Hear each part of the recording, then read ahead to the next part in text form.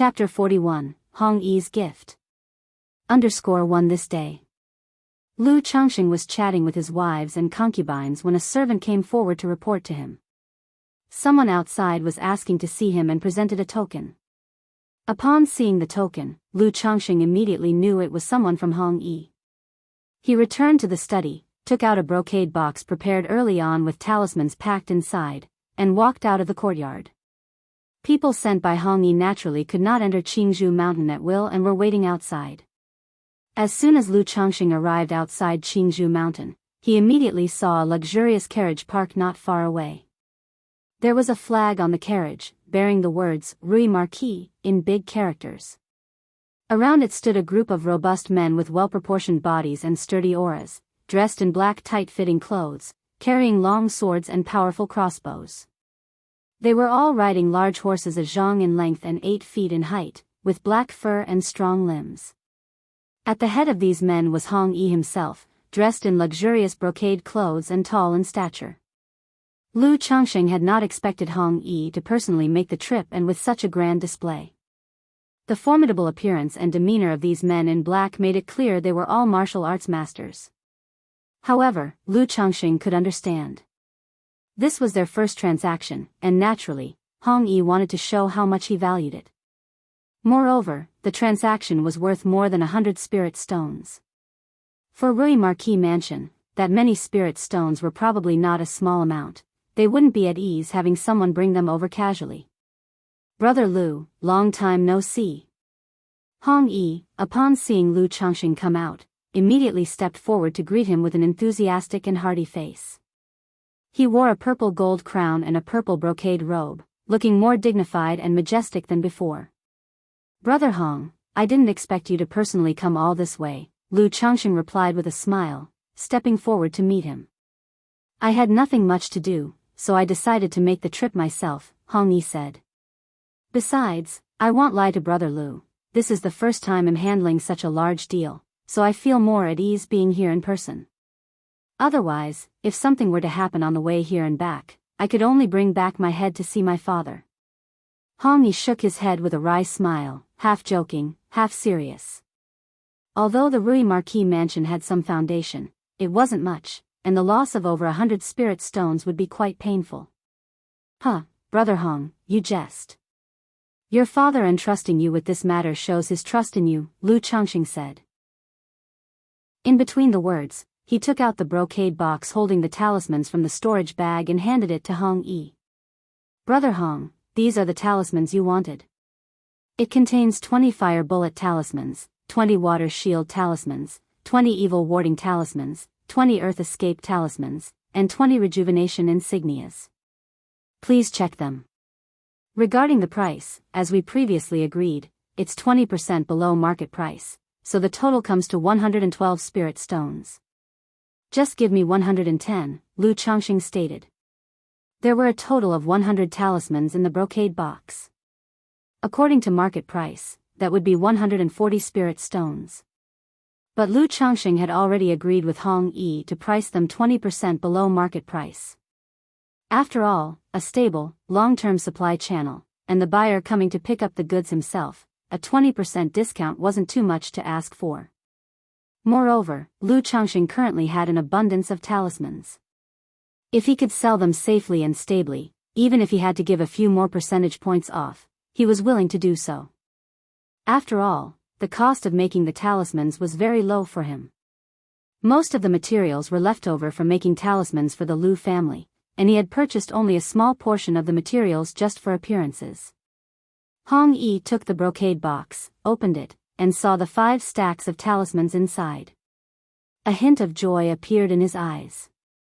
As long as he brought this batch of talismans back, his position within the Rui Marquis Mansion would also be thoroughly stabilized. If Lu Changxing could provide middle-grade talismans on a stable basis in the future, the position of the heir apparent wouldn't be so far out of reach. Alright, I naturally trust Brother Lu. Hong Yi did not inspect the contents carefully, taking only a few glances before closing the brocade box again. He then took out 112 spirit stones from his storage bag and handed them to Lu Changxing. Thank you, Brother Hong. Lu Changxing, seeing this, did not mind the 2 missing spirit stones and happily accepted them. Brother Lu is being too polite. It is I who should thank you. I've also prepared a gift for Brother Lu on this trip. Hong Yi smiled and waved his hand, then turned towards the carriage and clapped his hands. A gift? Lu Changxing was surprised. Next to the carriage, a burly figure, who could vaguely be made out to be a woman, pulled open the curtain of the carriage door. Following that, a series of crisp bell sounds dinged from the interior of the carriage. A red-haired woman with beautiful green eyes, a high nose, fair and moist skin, and a ravishing appearance that exuded an exotic charm peeked out from the carriage. The woman wore a red veil over her face and hair, dressed in a red off-the-shoulder, belly-bearing dress, revealing a fair swan-like neck, delicate collarbones, and a flat belly.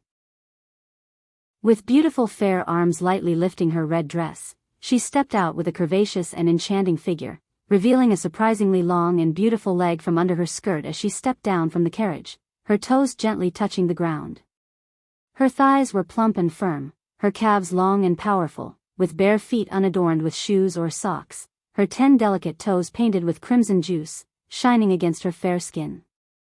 On her finely boned ankles, she wore a pair of golden anklets, each adorned with 2 tiny bells that gave off a dinging sound. This red-haired woman with an exotic allure stepped down from the carriage, curtsied gracefully to Lu Changxing. Her glances were as seductive as a teasing fox. Soon after, another set of crisp bell sounds came from inside the carriage. A woman, very similar in appearance to the red-haired one, also with high nose and deep-set eyes exuding an exotic charm, stepped out from inside the carriage. Unlike the red-haired woman, this one had sable hair and eyes. Compared to the voluptuous charm of the red-haired woman, her facial expression was somewhat indifferent, giving an impression of a cooler, seductive beauty. The 2 women looked very much alike. But the pupils, hair color, attire, and temperament were completely different. Standing side by side, they presented a uniquely stunning effect. Subsequently, the 2 long-legged, exotic beauties walked towards Lu Changxing with large strides, each with a distinctly different style of walking. Their footsteps were light and their skin white and tender. As they moved gracefully, their red and moist bare feet painted with rouge did not pick up a speck of dust. Lu Changxing could tell at a glance that both women were martial artists. This was due to channeling internal energy to their feet, which allowed them to be unblemished by dust. Jiu'er pays respect to the master. Shu'er pays respect to the master. The 2 women stood in front of Lu Changxing and gave a graceful bow. One's voice was soft and seductive like Wu Nong's gentle whisper. The other's voice was as cold as ice, yet it stirred desires within the heart. Hearing the 2 women call him master, Lu Changxing's brows slightly knitted together. When he saw the 2 women coming down from the carriage, he vaguely guessed what the gift was. But at this moment, he confirmed that the gift Hong Yi referred to were the 2 women before him. He had to admit that the 2 women were indeed beautiful and tempting, capable of arousing people's desires. Especially because their appearances were similar yet their temperaments and charms were so different, it added an element of surprise for anyone seeing them for the first time. It made Lu Changxing think of the sisters he had seen at the bamboo heart lake of the Lu family, Lu Miaoge. They too shared a resemblance, yet their personalities and temperaments were entirely different. But the problem was, since when was it customary to give women away as gifts? Although in this world, such a thing was considered normal, faced with this situation, Lu Changxing still felt it was weird and somewhat awkward. Chapter 42, Is Lu Changxing taking another concubine again? _1 Brother Lu, I have heard from Brother Li that you have no other hobbies, you only love beauties throughout your life, therefore, I have specially prepared 2 beauties for you on this trip. I have paid a considerable price to buy these 2 from the White Jade Tower. You can rest assured, Brother Lu, both are pure and untouched by anyone. Moreover, under the tutelage of the White Jade Tower, both have cultivated the charming Lady Elemental Cultivation. Their elemental yin can nourish and supplement yang, and once deflowered, they will be completely loyal to you. At this moment, Hong Yi spoke up and said to Lu Changxing, his face revealing a knowing look that all men understand. Upon hearing Hong Yi's words, Lu Changxing's mouth twitched. What does he mean by only loving beauties throughout his life? Am I someone who is indulged in lust for women? I clearly have ambitions to reach the sky and pierce the clouds. My ambition lies in attaining eternal life, to become an immortal, an ancestor. To take a wife and bear children is merely to better survive in this world, to strive toward that goal. Sigh. This caused Lu Changxing to sigh inwardly, feeling that no one in the world could understand him. However, there was no helping it, as such sky-reaching and cloud-piercing ambitions must not be shown before others, nor could they be understood by everyone. Hidden skill within awkwardness, the unclear is made clear by obscurity, purity hinted through murkiness, to bend as a means to extend. One must endure, stay discreet, only then can one become an immortal among immortals. Lu Changxing looked at the two women in front of him, tall and proud, even taller than himself by a notch. Though very tempting, Lu Changxing did not really want to accept them. After all, both women lacked a spiritual root. Now, with 10 wives and concubines, he thought that in taking more wives and concubines in the future, he should preferably follow a route of superior breeding. That is, to find women with spiritual roots to bear his children. Otherwise, if he continued like this, not only would the children born mostly lack spiritual roots, but it would also affect his daily cultivation. However, since the people had already been brought over, he certainly couldn't just send them back, right? He didn't want to refute Hong Yi's good intentions and damage their relationship. Furthermore, looking at the two women before him, he also wanted to challenge himself, to experience exotic styles. After all, with so many temptations in this world, if I don't properly temper myself now, how will I resist greater temptations in the future? After pondering for a moment, Lu Changxing said, Brother Hong, did they come of their own free will? You can rest assured, Brother Lu, both are orphans adopted by the White Jade Tower, raised from a young age, without any issues. I, Hong Yi, would not do such atrocious acts that go against heaven and harm reason. Hong Yi naturally knew what Lu Changxing meant by asking such a question. All right, if that's the case, I will accept this gift, these two women, but our friendship does not necessitate such actions. Do not do this again in the future, Lu Changxing said, nodding his head.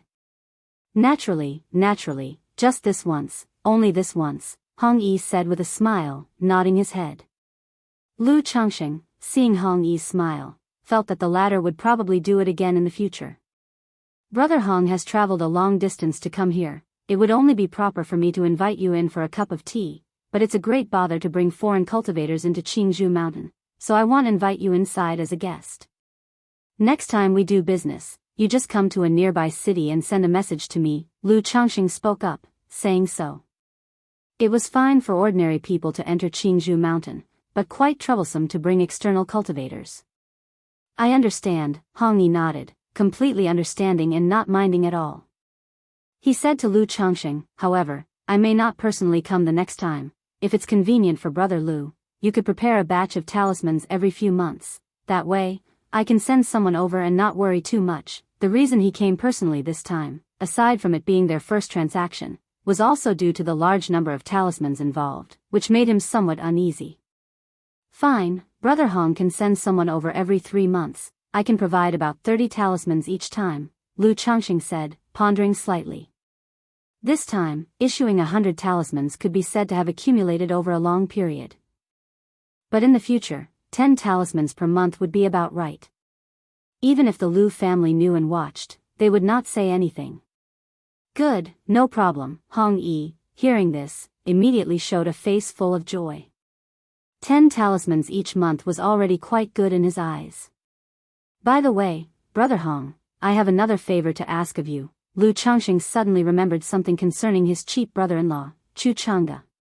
A year had passed, and there was still no news from the Crimson Whale gang, making him feel that Chu Chang'e's chances of being alive were slim. But he still wanted to make an effort to search, to at least get some news, to give Chu Zhenjin a response. What is it, Brother Lu, please tell me. Upon hearing this, Hong Yi revealed a somewhat serious look. I'd like to ask for your help in finding someone. Lu Changxing said, sharing information about Chu Chang'e with Hong Yi. He also mentioned Chu Zhenjin's situation, advising Hong Yi to be careful. After all, the massacre of Chu Zhenshin's entire family might involve a cultivator. Though he felt the cultivator in question probably wasn't much of a threat, caution was still necessary. Brother Lu can rest assured, this matter will be handled by me. After listening, Hong Yi nodded and responded. He didn't view the matter as particularly troublesome or dangerous. After all, the Rui Marquis mansion held its own power within the secular world.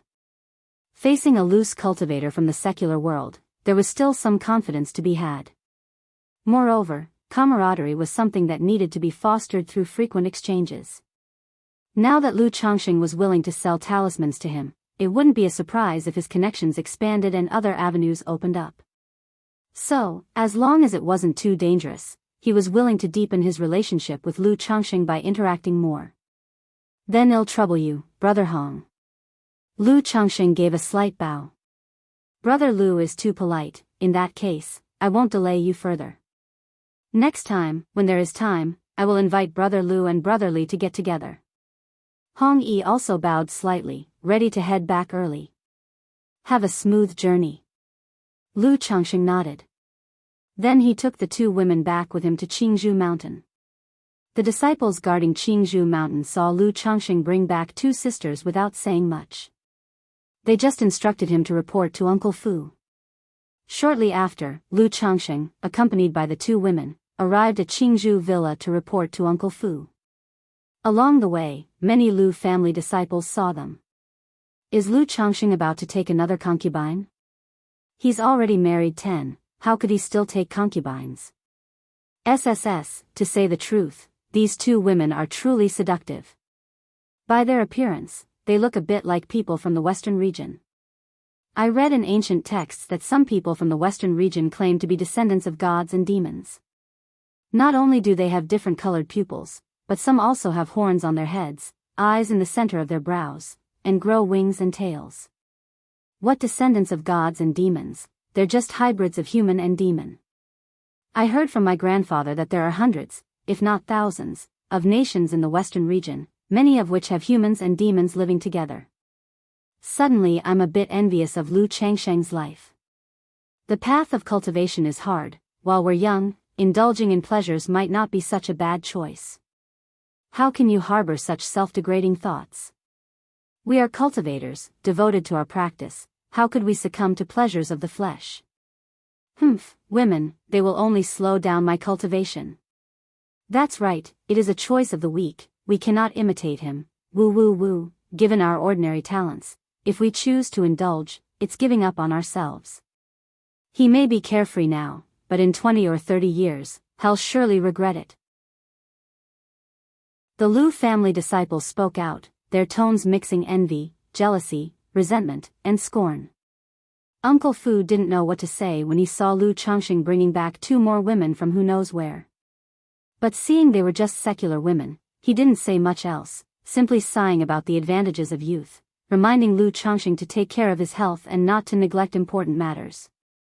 Still, he reminded Lu Changxing not to keep bringing people in, as it would give a bad impression. Lu Changxing nodded in agreement to this.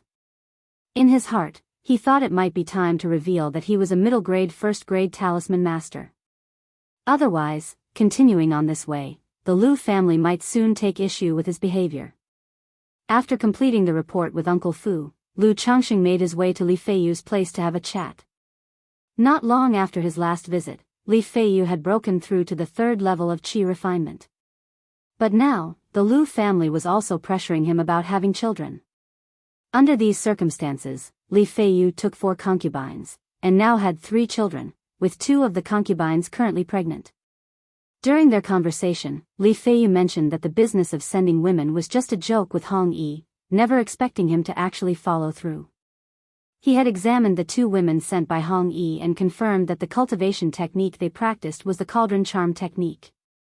Otherwise, there wouldn't be effects like nurturing the essence to replenish yang, remaining loyal after being deflowered. The White Jade Tower was likely an organization focused on cultivating cauldrons for officials, nobles, and even cultivators. For Hong Yi to send such a generous gift, he must have paid a hefty price. After hearing Li Feiyu's words, Lu Changxing felt much more at ease about the 2 women. He then took the two women back to their dwelling in Jianghu Valley. Seeing Lu Changxing return with two enchanting foreign women, even the well-mannered and virtuous consorts in the back courtyard felt somewhat jealous, leaving Lu Changxing with quite a task to suit them. Chapter 43, Middle Grade Talisman Master. _1 Several days later. Having experienced the exotic pleasure delivered by Hong Yi, Lu Changxing couldn't help but admire how different it was when professionally trained women took care of you. Not only was the experience superb, but it also taught him a lot of new knowledge and techniques. Moreover, the charming Lady Elemental Cultivation did indeed have good effects, very nourishing, making him clearly feel his body being conditioned. However, the two women were after all mere mortals, and the cultivation techniques they practiced were only at the martial level. This nurturing effect was limited and could not help with his 100 refinements treasure body art. Otherwise, Lu Changxing felt he might have strayed onto a deviant path. Lu Changxing, oh Lu Changxing, you have been a bit indulgent these past few days. You cannot continue down this path. After enjoying a few more days of indulgent nights, Lu Changxing sat by the bed, shaking his head and muttering to himself. He also somewhat understood why ancient emperors would become addicted to the pleasures of women. His original wives were all proper ladies from good families. Nothing like the two women sent by Hong Yi, who had been taught from a young age how to serve a man, knowing so many soul-consuming techniques and variations. However, Lu Changxing was after all the person who once ranked first at the questioning heart platform assessment in the Immortal sects. With a heart set on the Tao, a will as firm as iron, how could he succumb to such allurements? Hong Yi, oh Hong Yi, you actually used this to test me, which transmigrator couldn't withstand such a test? Lu Changxing let out a light snort, got out of bed, and got dressed. Feeling that the time was right, he drew a somewhat hastily drawn, first-grade middle-grade talisman, the Fire Cloud Talisman, in the study. He then went to tell Lu Bo that he was capable of drawing first-grade middle-grade talismans. Lu Bo had just returned from inspecting the spiritual fields and was astonished when he heard the purpose of Lu Changxing's visit. He looked at Lu Changxing with some disbelief and said, "You mean you can draw middle-grade talismans now?" Seeing Lu Bo's expression, Lu Changxing was reminded of 2 years ago when he told Uncle Fu that he could draw first-grade talismans. The expression on Uncle Fu's face at the time was much like Lu Bo's now. He took out the talisman he had prepared, nodded, and said, "Yes, Lu Bo, this is the first-grade middle-grade talisman I have drawn, the Fire Cloud Talisman." Lu Bo took the talisman and checked it. He confirmed it was indeed a first-grade middle-grade talisman, the Fire Cloud Talisman. He couldn't help but swallow hard and said, "If I'm not mistaken, it hasn't been 2 years since you moved to Jianghu Valley, has it? There are still 16 days left before it's been 2 years. Lu Changxing pondered for a moment before replying. Tisk. Lu Bo clicked his tongue, truly at a loss for words. As the steward of Jianghu Valley, he naturally understood what it meant to go from an elementary talisman master to a middle-grade talisman master in 2 years' time. For such a person, there were only 2 words, genius. A true talisman-making genius. Lu Bo pondered for a moment and said, "Lu Changxing, would it be possible for you to draw another Fire Cloud Talisman for me to see right now?" He naturally believed that Lu Changxing would not deceive him in such a matter. But the news was so astonishing that he couldn't help but want to observe directly and verify it for himself. "No problem. However, my success rate for the Fire Cloud Talisman is not very high at the moment." Upon hearing this, Lu Changxing nodded and said. He moved to a desk, took out a set of talisman-making tools from his storage bag, spread out the talisman paper, and began making the talisman. Lu Bo quietly stood by, observing Lu Changxing as he began drawing the Fire Cloud Talisman with a golden talisman brush in hand. He could see that Lu Changxing's hand was very steady, especially steady, and the spiritual power on his talisman brush was also very stable. It's just that when outlining the talisman lines, he seemed not quite proficient enough. Every time at the turn, there would be some jolts, causing instability in the spiritual power. Then, the talisman paper, which had been mostly outlined by Lu Changxing, suddenly poofed up in smoke. It was a failure. Lu Bo didn't interrupt Lu Changxing with any noise. He watched as Lu Changxing took out another piece of talisman paper and began drawing again. After 4 failed attempts, under the watchful eye of Lu Bo, Lu Changxing finally, albeit with some fumbling, managed to successfully draw the fire cloud talisman. Seeing the successful talisman formation, Lu Bo took a deep breath. He still found it a bit unbelievable. Lu Bo. Lu Changxing also exhaled deeply, looking tiredly at Lu Bo. Even though it was all an act, drawing so many talismans was not a small drain on his spiritual power and mental spirit. With his current peak 3rd level energy refinement cultivation level, he could draw at most 5 or 6 middle-grade talismans a day. Any more would be somewhat overwhelming for him. Changxing, you've worked hard. Lu Bo recalled that Lu Changxing only had a cultivation level of 3rd level qi refinement. Drawing 4 talismans at once must have significantly drained his spiritual power and mental spirit. He immediately took out a jade green bamboo tube from his storage bag and handed it to Lu Changxing, saying, "This is the Bu bamboo wine I brewed myself, try it. It nourishes the body and relieves fatigue." "Thank you, Lu Bo."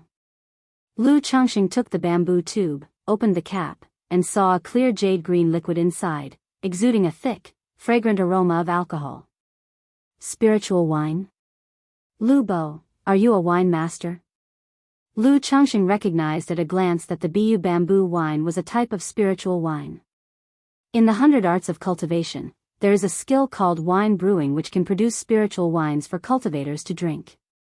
The effects of spiritual wine are somewhat similar to elixir medicines, but in terms of the variety of effects, they are far less than those of elixir medicines. However, compared to elixirs, spiritual wines boast a good taste and can be used to entertain guests and lighten the mood. Moreover, their effects are milder, essentially non-toxic, without any side effects, unlike elixir medicines which can have elixir toxicity. Overconsumption could even lead to a resistance. I can hardly be considered a wine master, I just enjoy it, so I learned how to brew this kind of spiritual wine. Lu Bo laughed and waved his hand as he spoke. Lu Changxing nodded, took a delicate sip of the wine, and savored its flavor. He found the Bu bamboo wine exceptionally good. It wasn't at all spicy but had a gently fragrant and mellow taste, prompting him to take a few more sips. After the wine entered his stomach, it generated a warm current in his lower abdomen, seemingly reducing his fatigue. The taste of my wine isn't bad, right? Lu Bo looked at Lu Changxing and said with a smile. It's more than good, it's the first time I've tasted such fine wine. Lu Changxing spoke truthfully. He didn't drink alcohol regularly and didn't quite fancy it. But he found this wine to his liking. Not only did it taste good, but its effects were also excellent, nourishing his body in a way he could clearly feel. Although the wine is tasty, it has quite the kick. Drink only a third of it, any more and you might get drunk. Go back and rest well. I'll go and report this matter to the family head, Lu Bo said, still smiling. Lu Bo, I'm wondering if you have more of this spiritual wine for sale?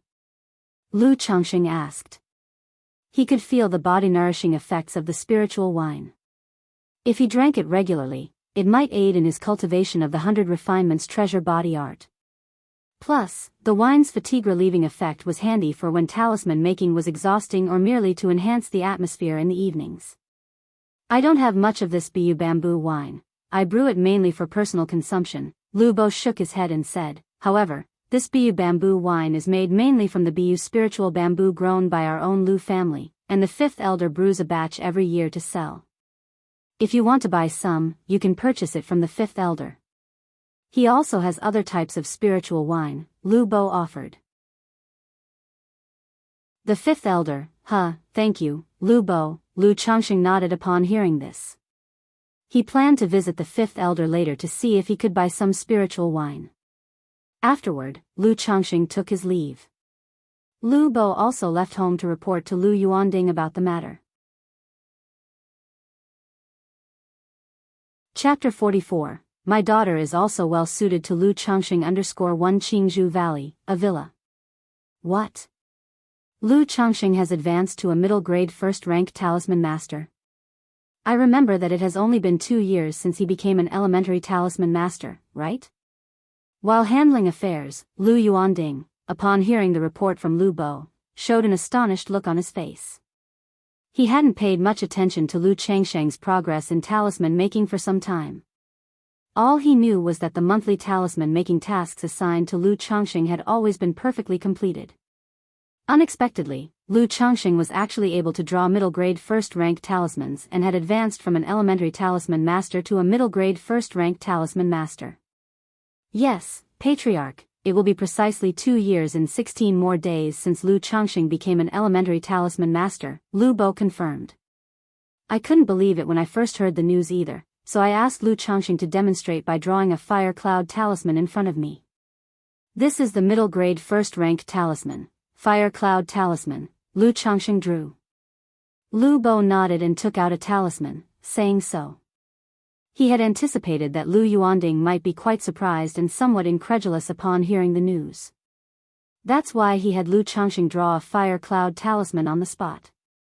Indeed, it's a middle-grade talisman, the fire cloud talisman.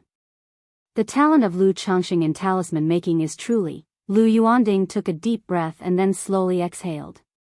He was somewhat at a loss for words to describe Lu Changsheng's talent for talisman making. From a novice who had never been exposed to talisman making, he explored on his own and in a year and a half became an elementary talisman master. Then, in just about 2 years, he had gone from an elementary talisman master to a middle-grade first-rank talisman master. It was quite astounding. He knew that his eldest daughter, Lu Miaoge, was very talented in talisman making. But even she took about 3 years to advance from a lower-grade first-rank talisman master to a middle-grade talisman master. Moreover, compared to Lu Changsheng, Lu Miaoge not only had better conditions but also received instruction and guidance from a knowledgeable teacher. When compared like that, Lu Changsheng's talent in talisman making seemed even more remarkable. If Lu Changsheng knew how difficult it was to advance from a lower grade to a middle grade talisman master, that even Lu Miaoge took 3 years, he probably would have expected it to take another year and a half. He had thought that since it took him only a year and a half to go from a novice to an elementary talisman master, advancing to middle grade in 2 years' time was reasonable. Alright, go inform the other elders of the clan and schedule a small meeting for tomorrow. Let's hear what they have to suggest and how they plan to deal with Lu Changsheng. Lu Yuanding put down the fire cloud talisman in his hands, tapped his fingers on the table, and gave the order. Compared to an elementary talisman master, a middle-grade first-ranked talisman master already warranted the Lu family's attention. Especially given the talent in talisman making that Lu Changsheng was now displaying, it was very likely that he could become a second-grade talisman master in the future. A second-grade talisman master, even a foundation establishment great cultivator would have to show some respect. Alas, it is a pity that Lu Changsheng is not of our Lu family's bloodline. After all, he is a disciple from another clan. Lu Yuanding sighed deeply. Even though he had always told Lu Changsheng that he was one of us, our own, he couldn't fully consider him as one of their own since he was not of the Lu family's bloodline. Jianghu Valley, Jianghu Hall. Inside the simple yet elegant council hall, incense burned slowly in the censer. Lu Yuanding sat in the chief seat, with several high-ranking members of the Lu family and clan elders seated on both sides of the long table. I believe all the elders here are somewhat familiar with the situation regarding Lu Changsheng, so I wonder what your thoughts are, Lu Yuanding said, looking towards the elders. With such talent in talisman making, and the future hope of becoming a second-grade talisman master, he must be employed for the benefit of our Lu family. We cannot allow him to leave our Lu family, one of the elders spoke, his hair gray with age. He was the great elder of the Lu family, with the strength of the pinnacle of qi cultivation, responsible for the family finances and assisting the family head in managing the clan. Family head, this child has been with our Lu family for just over 4 years. Does he truly hold loyalty to our family? A slim elder with graying temples inquired. He was the 3rd elder of the Lu family, responsible for matters relating to Qingzhu, spiritual fields, and spiritual medicine, among others. Judging by Lu Changsheng's behavior over these years, one can see he is a person with no great ambitions, content with a life of modest wealth. As for our Lu family, although he may not be completely loyal, he has a certain sense of belonging to us. With the previous contract, the likelihood of Lu Changxing leaving our Lu family is currently not high. Lu Yuanding began to speak. I have heard that Lu Changxing has only one hobby, which is marrying and having children. Not satisfied with marrying 9 commoner women from our Lu family, he even brought back 3 women from the secular world to be his wives and concubines, one of whom possesses a spiritual root. It seems that Lu Changxing knows he has no hope in cultivation, so he pins his hopes on the next generation, hoping to father several children with spiritual roots. By good chance, my young granddaughter, Miaoyi, is 20 this year. She's sensible and understanding, and also has an 8th grade spiritual root. I am willing to marry this granddaughter to Lu Changxing. In this way, Lu Changxing would also truly become our Lu family's son-in-law. When the time comes, let my young granddaughter bear several children with spiritual roots for Lu Changxing, and he will be completely tied to our Lu family. Plus, as Lu Changxing has the Lu surname, the children he fathers will fit in well with our Lu family, becoming part of the Lu family disciples. At this moment, an old man with white hair and a youthful face began to speak. He was the 5th elder of the Lu family, a wine master, in charge of the Lu family's spiritual wine business. As these words were spoken, the expressions of the various elders and clan seniors shifted subtly. Sitting in the seat of honor, Lu Yuanding felt a stirring in his heart upon hearing these words. He had quite a few children, but only 3 of them possessed a spiritual root.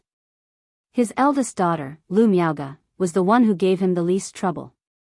She was not only understanding but also diligent in cultivation and talented in talisman making. However, his second daughter, Lu Miaohuan, was a source of concern for him. Although she possessed a 6th grade spiritual root, she was rather frivolous and did not take cultivation seriously. Furthermore, since he became the patriarch of the Lu family, he had been somewhat neglectful in disciplining his children, leading to his daughter's somewhat arrogant and willful character. Within the Lu family, it was still acceptable, given his status as her father.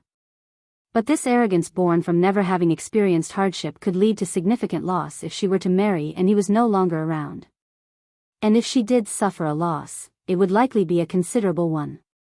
Now, hearing the words of the 5th elder, he suddenly conceived an idea. Why not marry his daughter, Lu Miaohuan, to Lu Changxing? Through several encounters, as well as the assessments by Uncle Fu and Lu Bo, he also felt Lu Changxing was quite a decent person.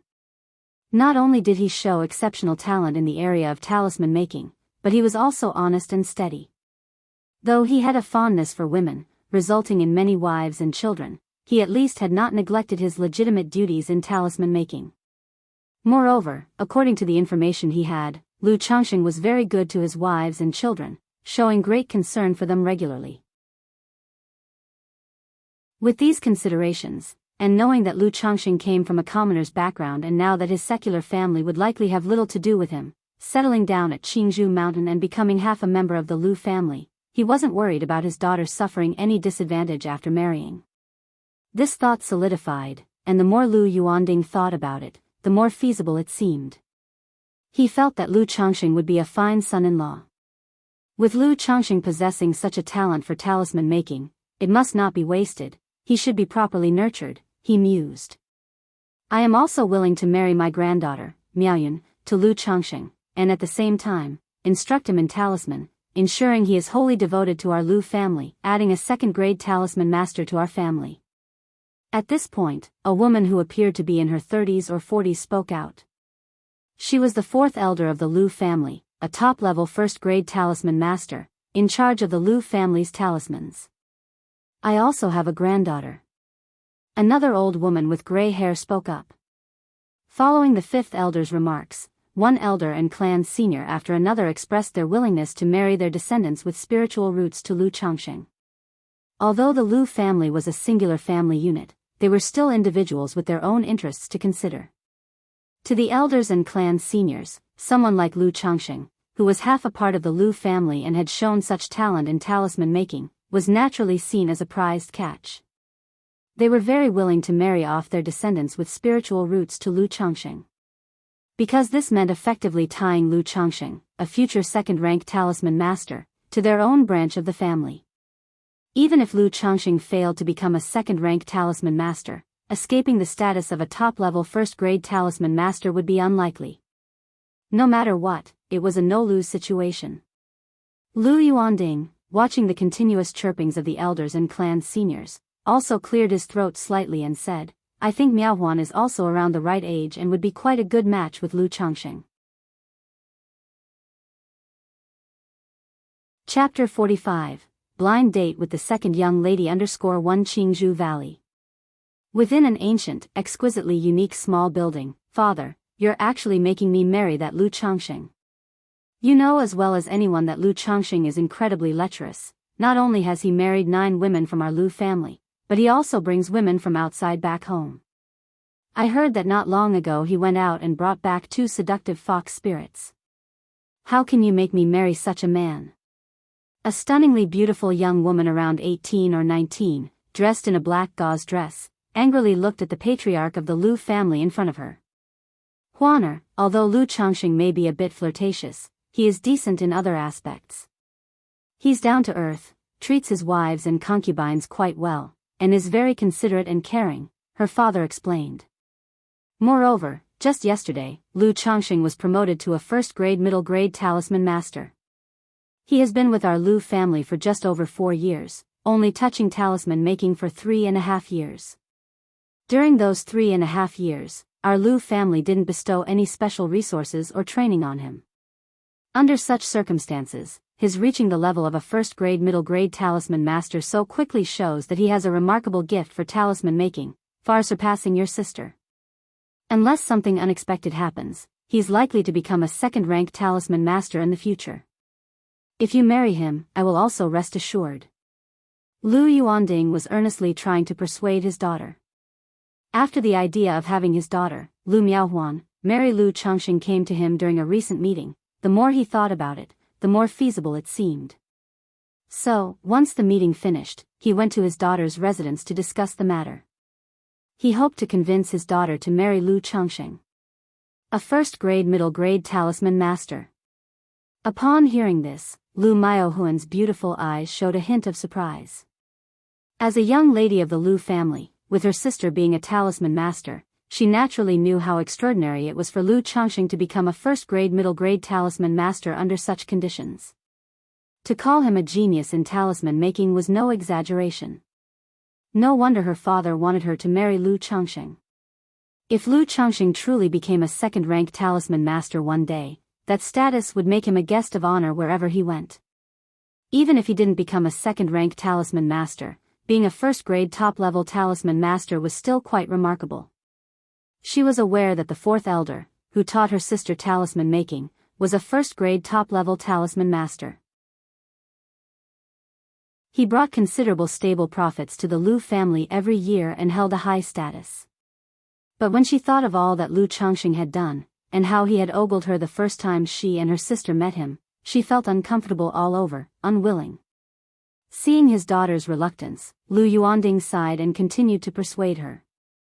Huaner, your mother passed away early, and your father hasn't really governed or scolded you much, but in this matter, I truly have your best interests at heart. I hope you'll listen to me. This time Lu Changxing has become a first-grade middle-grade talisman master, and in light of his fine performance over the years, our Lu family decided to marry a woman with the spiritual root to Lu Changxing, truly incorporating him as one of our own. Quite a few of the elders and clan seniors want to marry their granddaughters to Lu Changxing. This priority chance was still something I fought for you. You're also not getting any younger and should consider this matter. At this moment, Lu Yuanding was not the patriarch of the Lu family, but a father, somewhat wistful as he spoke. If Lu Miaohuan had been more promising, like Lu Miaoga, he naturally wouldn't have worried about his daughter's marriage. After all, cultivators not marrying is quite a normal, common occurrence. But Lu Changxing only has a 9th-grade spiritual root, and so many wives and concubines. Lu Miaohuan, hearing her father's words and seeing his attitude, pressed her lips together as she spoke. She hadn't expected that her father's permission for her to marry Lu Changxing was actually an opportunity he had fought for. But upon reflection, she could understand the rationale behind it. Jianghu Mountain hosted hundreds of Lu family disciples.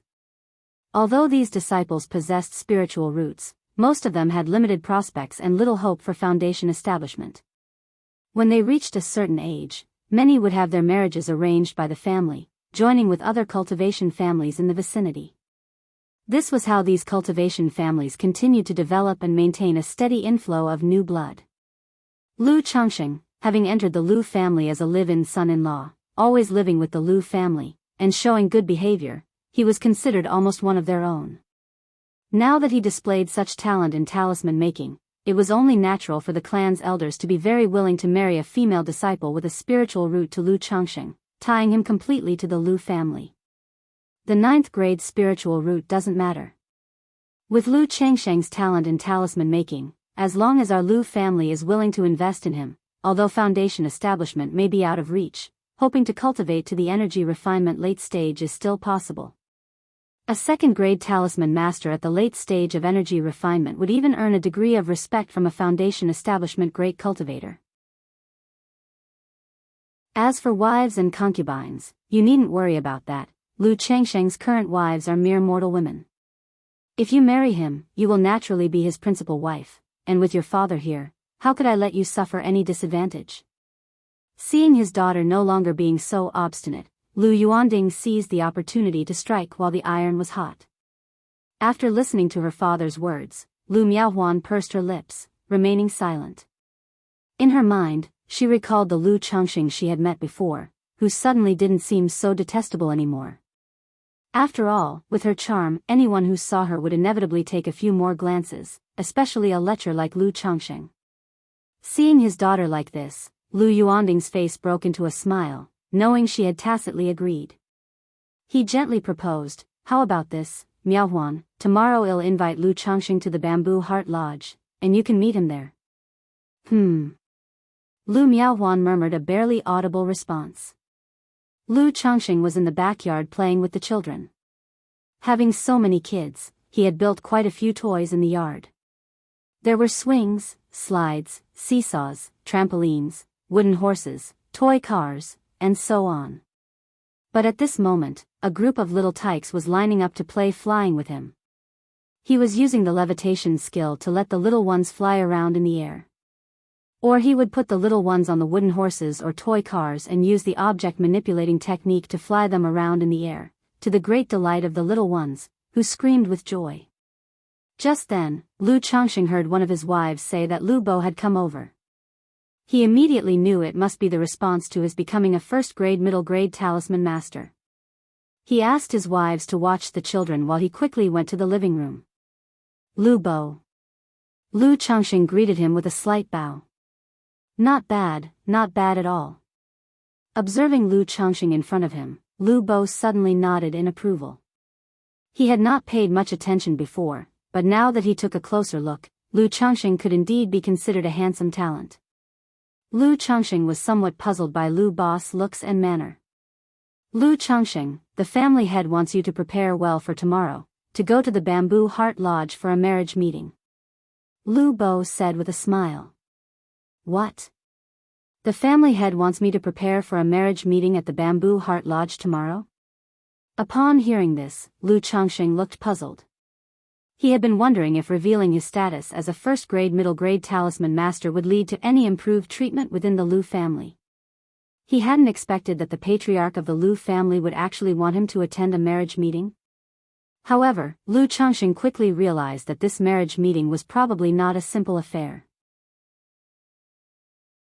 Seeing Lu Changxing's reaction, Lu Bo then cheerfully said, "That's right. Due to your ascent to becoming a 1st grade middle grade talisman master and your performance over the years, the family head has decided to betroth his daughter to you." Upon hearing Lu Bo's words, Lu Changxing was shocked and simultaneously overjoyed. The image of the dignified and fairy-like Miss Lu Miaoga immediately surfaced in his mind. But the next moment, Lu Bo's words dispelled his fantasy. "Tomorrow you go meet her, perform well, and if it's settled, you will truly become one of the family. Don't you want children with spiritual roots? The 2nd miss has a 6th grade spiritual root, so if you marry her, the children you have in the future are very likely to inherit spiritual roots too." Lu Bo spoke with a chuckle. He already had a favorable opinion of Lu Changxing. Now that the Lu family was considering fully integrating Lu Changxing as one of their own, he felt even closer to Lu Changxing, as if he were already family.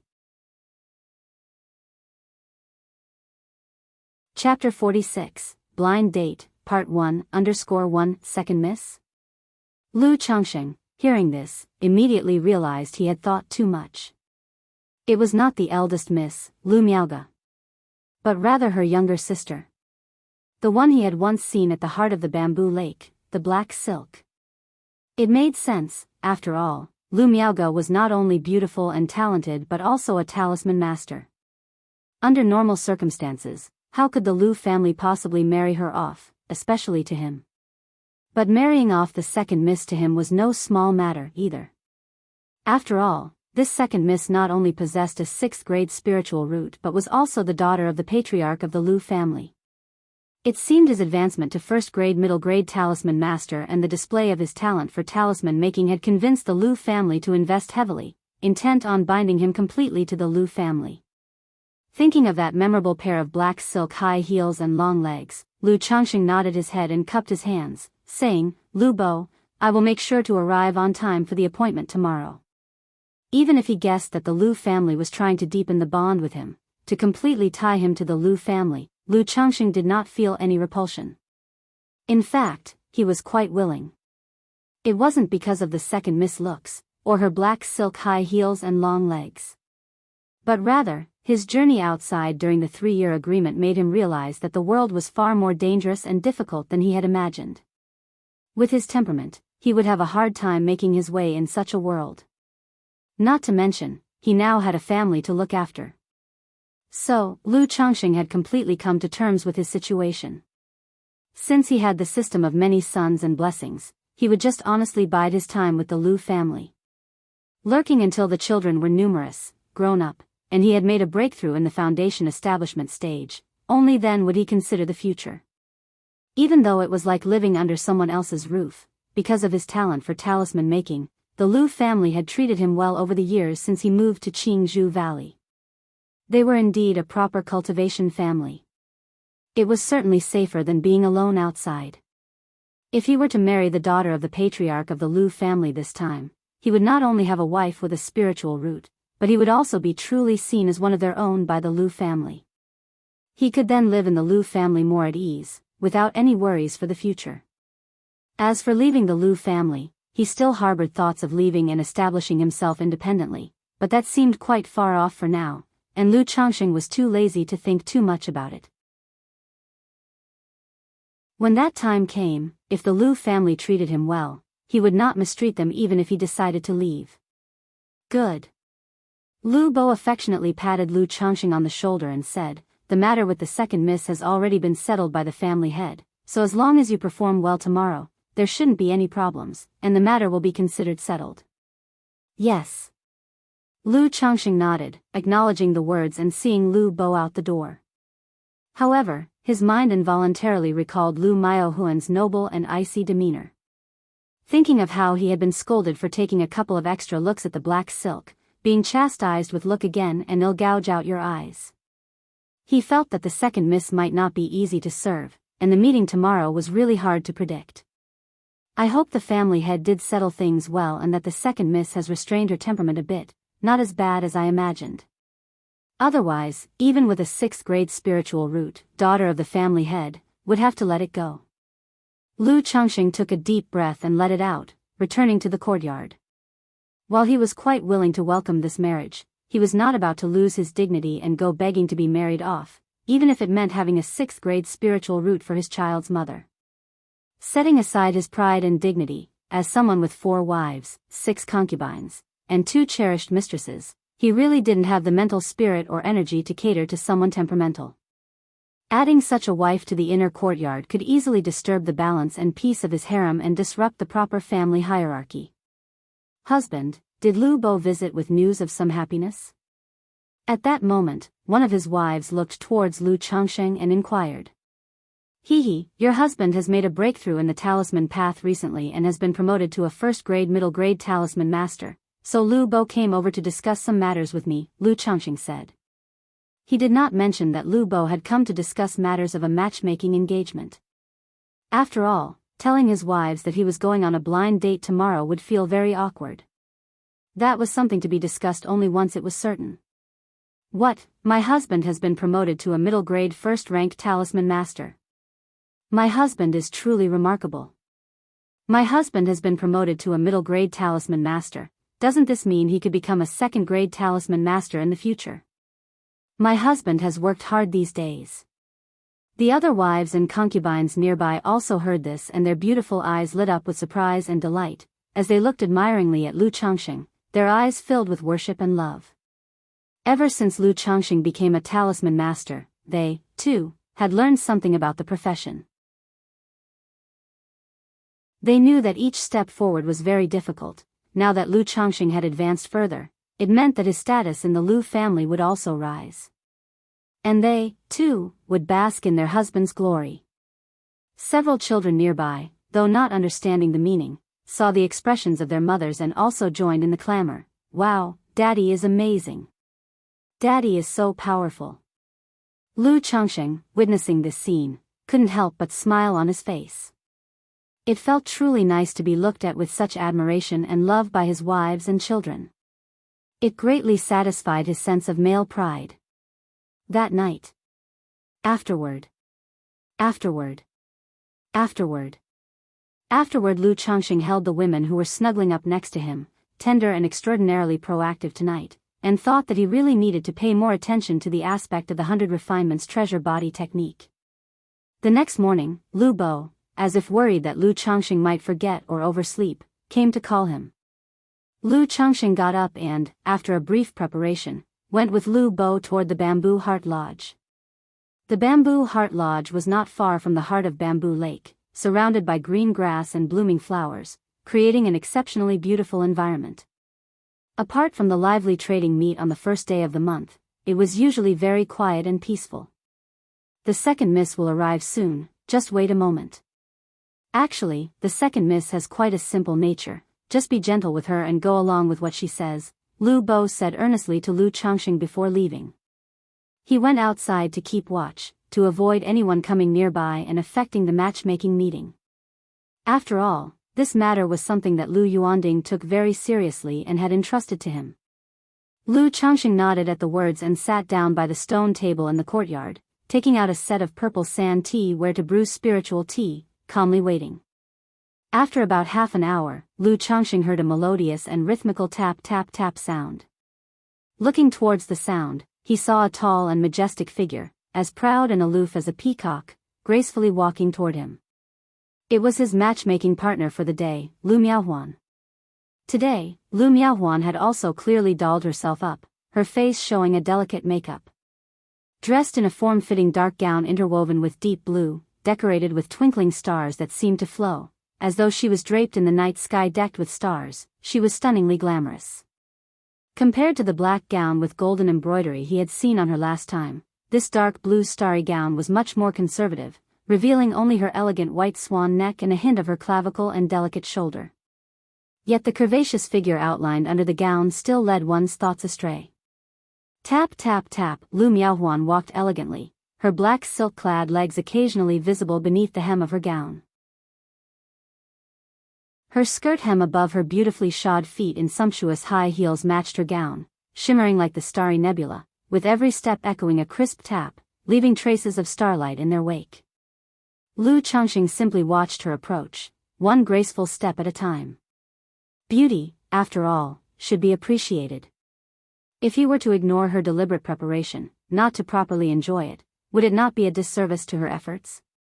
It must be said, when beauty reaches a certain level, it's all about the carriage and grace. The second miss before him, with her tall and graceful figure, her face stunning and noble, radiated an aura of aloofness and dignity from within, a commanding presence that involuntarily captivated onlookers, inducing feelings of unworthiness. Yet at the same time, that very aura could spark a strong desire to conquer. Lu Changxing pays his respects to Miss Miaohuan. Lu Changxing returned his gaze, stood up, and greeted Lu Miaohuan with a bow, radiating a refined and cultured demeanor. Despite the stunning allure of the lady before him, striking a chord with his aesthetics, Lu Changxing, after all, had weathered many storms and was greatly seasoned. he possessed the composure and mental spirit that came with his experience. Chapter 47, Matchmaking, Part 2:1, I've kept you waiting. Lu Miaohuan's icy demeanor softened a bit as she gave Lu Changxing a slight nod in greeting. Just now, as Lu Changxing had been watching her, she had also been sizing him up.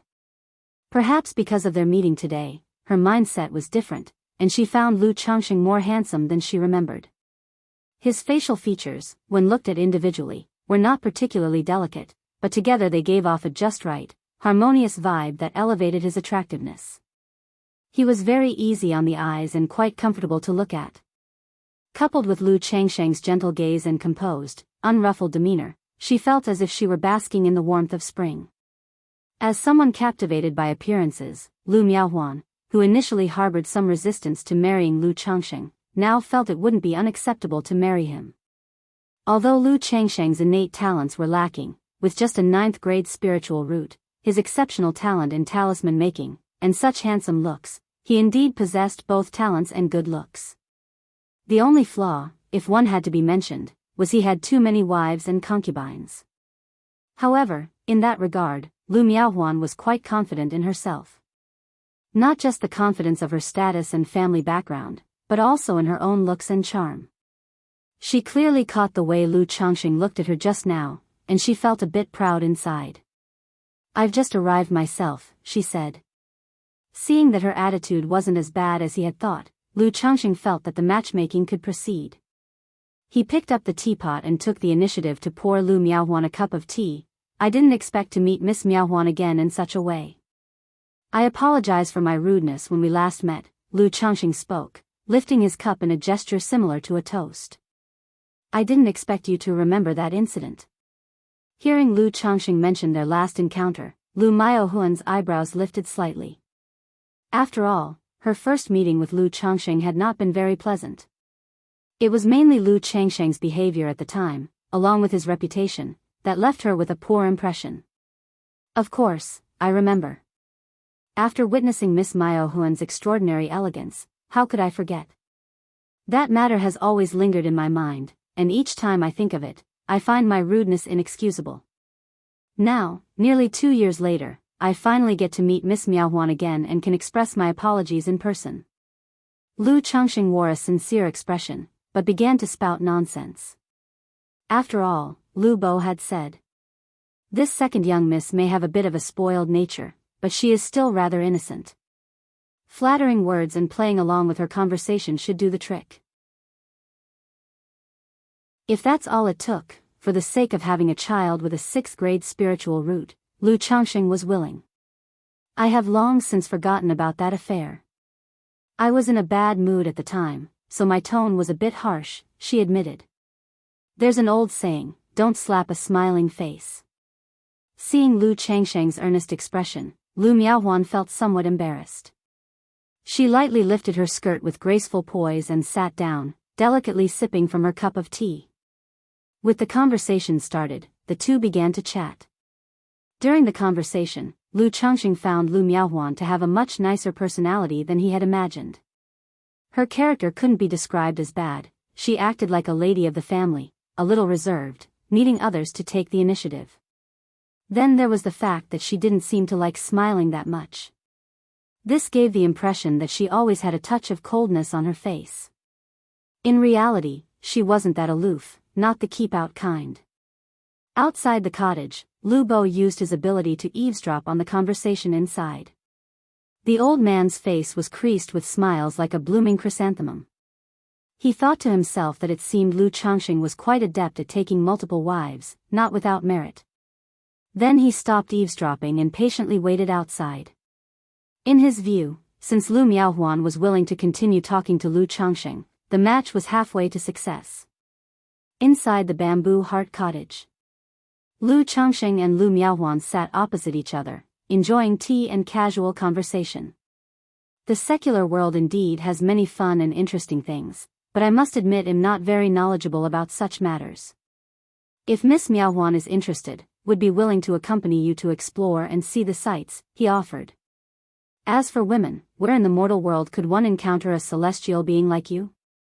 Surely Miss Miaohuan hasn't forgotten the first time I saw you, struck by your divinity to the point of losing my composure, he continued, heaping praise yet keeping his tone even and his eyes clear. In fact, much of the time, he didn't even let his gaze rest on Lu Miaohuan. Lu Changxing did intend to marry Lu Miaohuan, to have her bear his children. But he wouldn't demean himself like a servile suitor, fawning over her. Moreover, he believed that for a woman like Lu Miaohuan, being too obsequious would only count against him. Thus, Lu Changxing maintained a very composed demeanor. Over the past 4 years at the Lu family, Lu Changxing felt that his greatest improvement had been in his state of mind, his emotional maturity.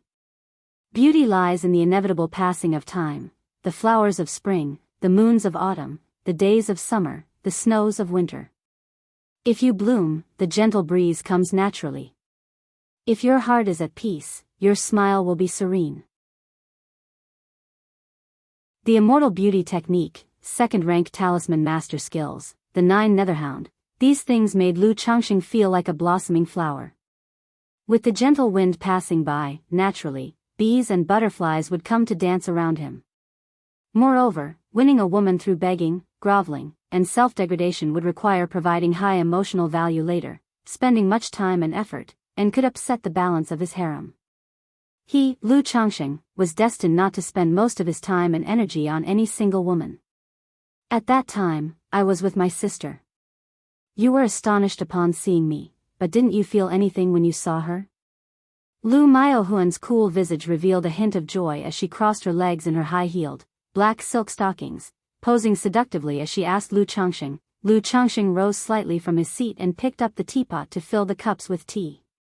At the same time, his gaze dropped to those crossed legs, as if signaling to Lu Miaohuan the reason why he was so captivated by her beauty.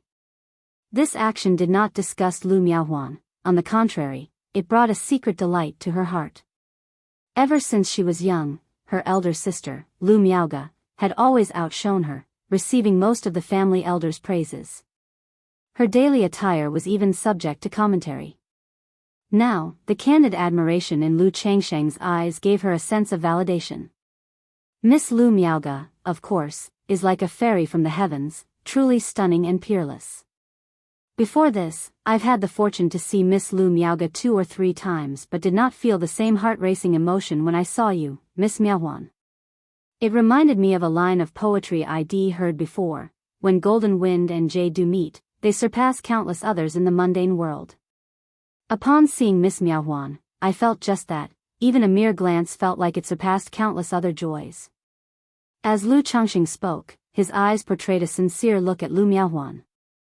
When golden wind and jade do meet, they surpass countless others in the mundane world. That's a beautiful verse. Did you hear it in the secular world? Lu Miaohuan's beautiful eyes sparkled, a faint smile appeared on her cool face as if a lotus bloomed in seclusion. Does the second young miss actually like poetry?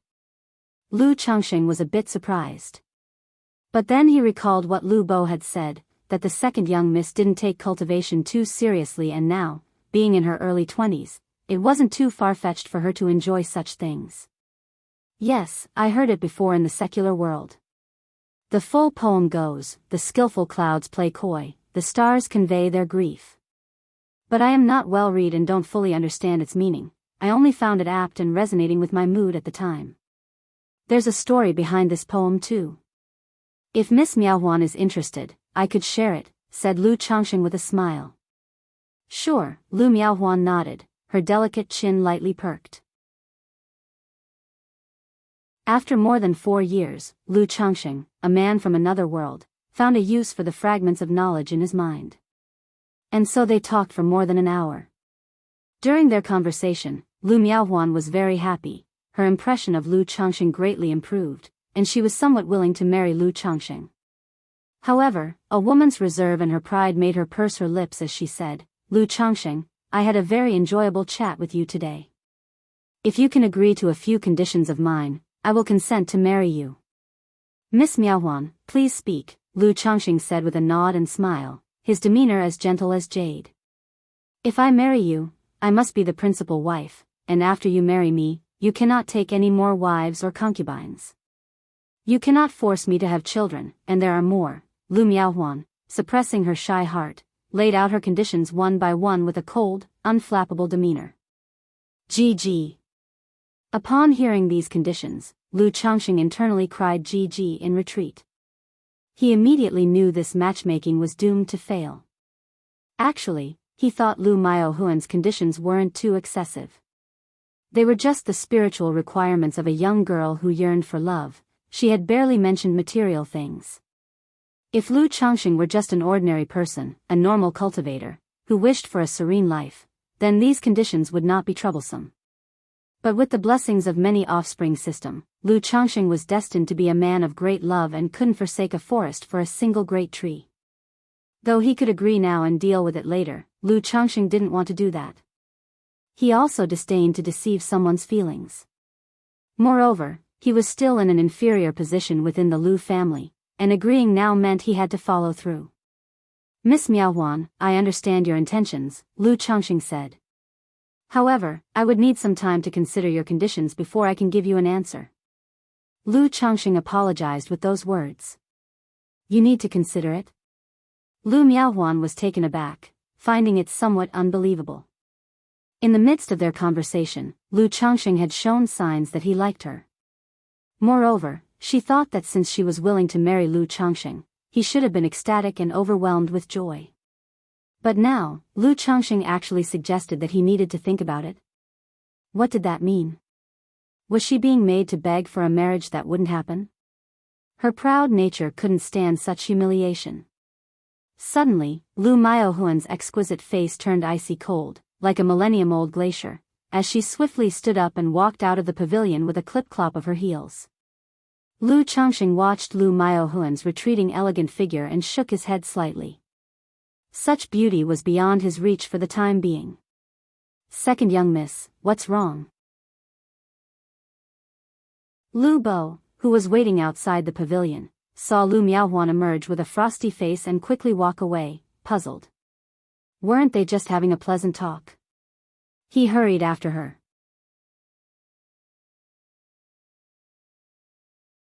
Chapter 48, Lu Miaoyun.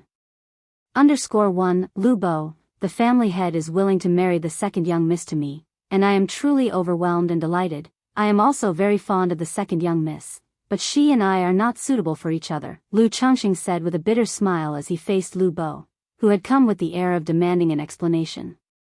Not only do I have so many wives and children, but when I first sought cultivation, I also vowed to marry 100 women and have several hundred children in my lifetime, and what the second young miss desires is a person who is wholly devoted to her, but this is something I cannot and will not be able to achieve. Therefore, while the second young miss and I might be fated to meet, we are not destined to share our lives. Even if we truly became husband and wife, these issues could potentially become seeds of discord. If there are conflicts, then I would have let down the family head's trust and nurturing. I would be too ashamed to face the family head, Lu Changxing said with a face full of sincere earnestness. Lu Bo's wrinkled face twitched slightly upon hearing Lu Changxing's words. The declaration of marrying 100 wives and fathering several hundred children was indeed too much for him to bear. He felt like asking, "Are you a breeding pig?" But considering that in a little over 4 years, Lu Changxing already had 12 women and had never stopped having children, he did seem to have some intention of striving toward that goal. Ah! Lu Bo sighed deeply. He never expected that, in this arranged meeting, though Lu Miaohuan agreed, Lu Changxing on the other hand did not, feeling it was not suitable. However, as poorly considered as Lu Changxing's reasons might be, they were understandable and made some sense. While Lu Changxing's talent in talisman making was exceptional, it was still just latent potential and had not all been turned into strength. If the two truly married, Lu Miaohuan would technically be gaining the upper hand. Given Lu Miaohuan's personality, between the two of them, it would certainly be Lu Changxing making more concessions for Lu Miaohuan. It would still be fine if Lu Changxing were willing to make those concessions, but if the situation turned out as Lu Changxing described, and the two eventually entered into marital discord, what should the Lu family do then? Favor Lu Miaohuan? Naturally, that would not do. With Lu Changxing's exceptional natural talent in talisman making, if he could take his talents one step further, turning his potential into strength. His position in the Lu family would soon be comparable to that of a guest elder. To take such a course of action would clearly cause resentment in Lu Changxing, like driving him away from the family. The Lu family's strategy of marrying a direct female member to Lu Changxing was to firmly bind him to the Lu family. If things played out this way, it would be a case of being too clever by half, and the result would be the opposite of what was intended. But if they favored Lu Changxing, that would put the patriarch of the Lu family, Lu Yuanding, in a difficult position. Thus, if Lu Changxing and Lu Miaohuan did marry and conflict arose, the Lu family would indeed be in a difficult position on both sides. Alright, I understand what you mean, and I will relay it to the family head as is. Lu Bo gave Lu Changxing a pat on the shoulder, not saying much else. After all, this kind of matter required the willing consent of both parties, and they couldn't force Lu Changxing into anything. Honestly speaking, the Lu family would even tend to lean more towards Lu Changxing's side. Thank you, Lu Bo, Lu Changxing said, wearing an expression of guilty apology. He had originally planned to use this occasion to bring up the matter of Li Feiyu's children to Lu Yuanding, see if he could request Lu Yuanding to reduce or at least lessen the number of Li Feiyu's 50 children. But now, after this development, he felt a bit embarrassed to bring it up and decided to set the matter aside, to look for another opportunity in the future. He said he wants to marry 100 wives. Have several hundred children. Lu Yuanding was at a loss for words upon hearing Lu Bo's account, unsure of what to say for a moment. Was this man trying to walk through what took 100 years for a family to accomplish in just a few decades? It seemed Lu Changxing had truly given up on cultivation and only wanted to have children. But considering Lu Changxing's 9th grade spiritual root, he could somewhat understand. Yes, family head, though it sounds like a joke, I feel that Lu Changxing is quite serious about it, and it doesn't seem like he is using it as an excuse to avoid marrying the second young miss, Lu Bo said with a bitter smile. Lu Yuanding nodded upon hearing this, then sighed deeply. I guess I did not consider this matter thoroughly enough. No matter whether Lu Changxing's words were an excuse or the truth, he harbored no blame toward him. As the head of a family, he still possessed the capacity to be tolerant of others. For the sake of the family's interests, he couldn't possibly blame Lu Changxing. Besides, when it came to this marriage, he had always been thinking about his daughter Lu Miaohuan. He felt that Lu Changxing was an excellent match for his daughter. He had never considered Lu Changxing's wishes and thoughts. There was also a subconscious arrogance in his heart. He thought that if he gave his daughter to Lu Changxing would be too grateful to refuse. But now that he thought about it, what Lu Changxing said made sense. Putting aside the matter of Lu Changxing wanting to have hundreds of children, their personalities also indeed did not match well. What if they had conflicts in the future? He was confident that he could control Lu Changxing now, but what about later? Even if he was the patriarch of the Lu family, he couldn't pressure someone with power forever. The other family elders wouldn't agree either. Moreover, what Lu Changxing said was also considering the Lu family's perspective. It showed that he had a certain sense of belonging to the Lu family. It was well-intentioned. Sigh. Lu Yuanding let out another sigh. He was now just a father worried sick over his daughter. Thinking of how his daughter's anger had subsided and she was willing to wait for Lu Changxing's response showed that his daughter truly had a good impression of Lu Changxing. But now that Lu Changxing disagreed, he was somewhat unsure how to face his daughter, or what to say about this matter. Headache. 2 days later, Lu Changxing received another matchmaking invitation. He understood now that the Lu family's upper echelons were determined to marry him to a woman of significance within the family. Only then would he truly be considered one of their own, a Lu family son-in-law. Even though he had previously married and taken 9 worldly women from the Lu family as wives and concubines, in the eyes of the family's higher-ups, this did not count as him truly being a Lu family son-in-law. The girl from this matchmaking session was named Lu Miaoyun, the granddaughter of the Lu family's 4th elder. 18 this year, with a 7th grade spiritual root, she was delicate and lovely, with a docile and sensible personality. Perhaps because of what happened with Lu Miaohuan, the Lu family had specifically chosen a docile and sensible girl. The matchmaking session went very smoothly. After the two met, both sides nodded in agreement, and the next day the Lu family arranged their wedding. The wedding day was set for 18 days later, coinciding with an auspicious day on the lunar calendar. Meanwhile, within an ancient and exquisitely elegant small building, smash! An ornately patterned vase was hurled to the ground, shattering into countless pieces. The fragments on the ground reflected a beautiful face filled with coldness. In the room, Lu Miaohuan smashed one vase after another to vent her anger until she finally calmed down. You tell me, is Lu Changxing purposely humiliating me because of what happened back then? Lu Miaohuan suddenly looked up, her eyes slightly red as she turned to her personal maid Kue Si. After leaving the bamboo heart pavilion, her anger had slightly cooled, and she was still considering giving Lu Changxing another chance. As long as Lu Changxing was willing to come and apologize, she was still willing to marry him. But to her surprise, Lu Changxing flat out refused her. And just 2 days later, he was betrothed to her cousin, the granddaughter of the fourth elder, Lu Miaoyun. For her, a woman of high pride, it felt like humiliation. Miss, how could that be? The maid Kue Si cautiously said, Lu Changxing would be too eager to please you. I heard that the reason Lu Changxing didn't agree is that he felt unworthy of you, Mississippi. He still wants to take wives and concubines to have a bunch of children, that's why he chose Miss Miaoyun. Lu Miaohuan surely knew that Lu Changxing wasn't purposely humiliating her. Her father Lu Yuanding had also come to soothe and comfort her. But she just couldn't swallow this insult. Lu Miaohuan's beautiful eyes narrowed, her chest rose and fell with indignation, and then she said through clenched teeth, Lu Changxing, I will find a man 10 times, 100 times stronger than you, to make you regret this.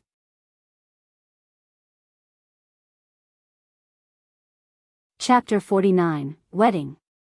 _1 After Lu Changxing and Lu Miao's marriage was settled, the numerous wives and concubines in his backyard naturally came to know of it.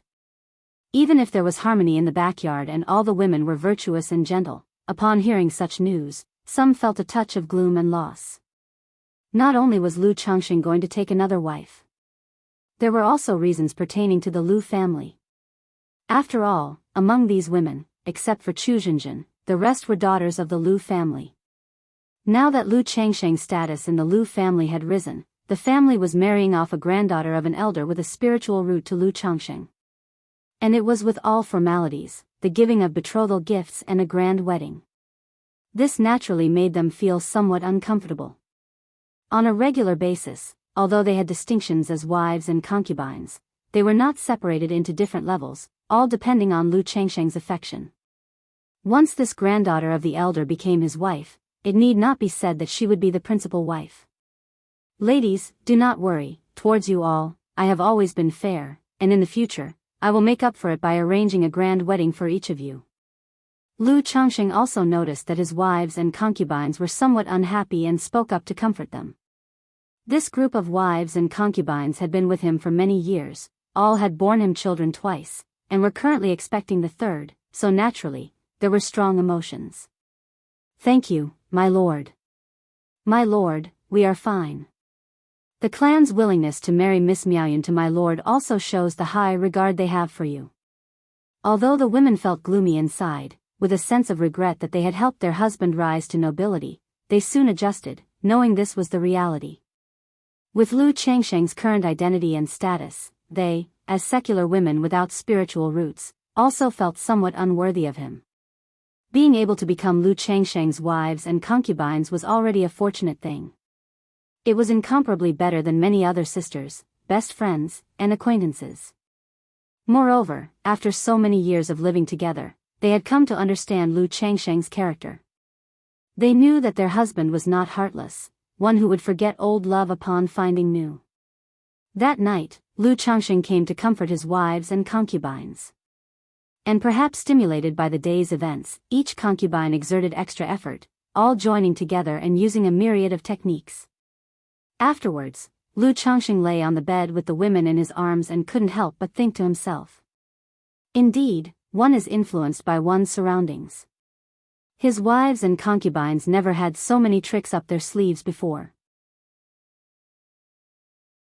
Through the recent contact with Jior and Shuayer, who were sent by Hong Yi, they had learned so many new tricks. If this continued daily, how could one withstand it? In the blink of an eye, 18 days had passed. The wedding of Lu Changsheng and Lu Miaoyun began. Unlike the simple ceremonies of Lu Changsheng's previous 2 weddings, this wedding was very formal and lively. All of Jianghu mountain was festive, decked out in lights and decorations, hung with large red lanterns. That day, Lu Changsheng also woke up early. He was dressed by 2 women, combed his hair, wore a golden crown, and changed into a red brocade groom's outfit. Then, with a big red flower on his chest, he mounted a spiritual steed, led the wedding procession, and came to the 4th elder's residence with much fanfare to receive the bridal palanquin. Since both families lived in Jianghu Valley of the Lu family and were not far apart, after Lu Changsheng placed Lu Miaoyun, dressed in fiery red bridal attire and in her phoenix crown and rosy clouds robe, into the bridal palanquin, he led the procession around the entirety of Jianghu mountain. Along the way, many of the Lu family disciples came to watch the wedding. I still remember standing here 4 years ago, witnessing Lu Changsheng entering our Lu family as a live-in son-in-law. Who could have thought that after just over 4 years, he would be marrying our Miaoyun? There's no helping it, who can blame someone for having such a good talent for talisman making? Indeed, who would have thought that a son-in-law brought in for breeding purposes would possess such talisman-making talent? A middle-grade talisman master, no less, who became one in just over 3 years, even surpassing Sister Maiage's talent in talisman making. The 4th elder might be looking to have him succeed him by marrying off a member of the Miaoyun clan to Lu Changsheng. Having married a sister from the Miaoyun clan, with the care of the 4th elder, Lu Changsheng has really soared high. Lu Changsheng only has a 9th grade spiritual root. No matter what, he has no hope of achieving foundation establishment in this life. Foundation establishment? I have a 6th grade spiritual root and even I dare not dream of achieving foundation establishment without some fortuitous opportunity. But this Lu Changsheng really has changed a lot. I remember when he first arrived he seemed so ordinary, but now he is quite handsome. He's always engrossed with women. He must have practiced some sort of cultivation technique for preserving youth and beauty. If only I had married Lu Changsheng earlier. Many disciples from the Lu family, seeing the handsome and tall Lu Changsheng riding a spiritual horse to marry Lu Miaoyun, expressed their feelings of admiration and envy. In just 4.5 short years, many of them witnessed Lu Changsheng's entry into the Lu family as a breeding son-in-law. Then he became a talisman-making apprentice, a talisman master, moved to Jianghu Valley, and now he's marrying the granddaughter of the 4th elder.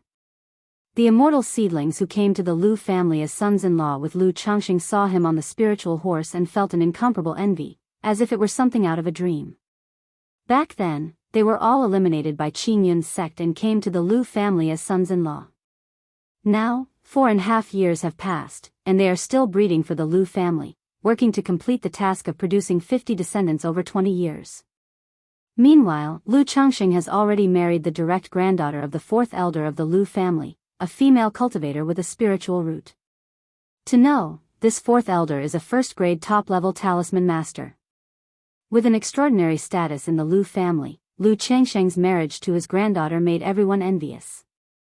In the crowd, Li Feiyu watched this scene, reflecting on their shared past coming to the Lu family, also filled with mixed emotions. But still, he felt happy for Lu Changsheng. Lu Changsheng rode the spiritual horse, aware of the various gazes on himself, and couldn't help feeling a bit of the pride of riding on the spring breeze. He felt that after enduring so long in the Lu family, he had finally made something of himself. However, he was very clear in his heart, in this world where the strong prey upon the weak and power is respected. Cultivation and strength are the true paths to supremacy. His current status and position were all owing to his talisman-making skill. It was a shortcut, like a rootless weed or a pavilion in the sky. He must not get carried away. After making a circuit around the entire Jianghu mountain, Lu Changsheng brought the bride back to his mansion. With many senior members of the Lu family as witnesses, the wedding began. Pay respects to heaven and earth. Pay respects to the high hall. The couple bows to each other. Escort to the bridal chamber. After the wedding was completed, Lu Miaoyun was finally ranked as Lu Changsheng's main wife. Lu Changxing had known about this well in advance. He did not contend for these titles or status with the Lu family, so as not to displease the fourth elder. His other wives and concubines were also prepared from the beginning and understood the situation. After sending the bride to the bridal chamber, Lu Changxing untied the large red flower and went out to receive the guests. On this day, he got to know the higher echelons, clan elders, and guest elders of the Lu family. He was officially inducted into the inner circle of the Lu family and became one of their own. During this process, he saw the fifth elder of the Lu family, who proposed the idea of buying barrel bamboo wine during the toasting. Hearing this, the fifth elder readily agreed. He also mentioned that his family had many other kinds of spiritual wine, and Lu Changxing could come to taste and purchase them later.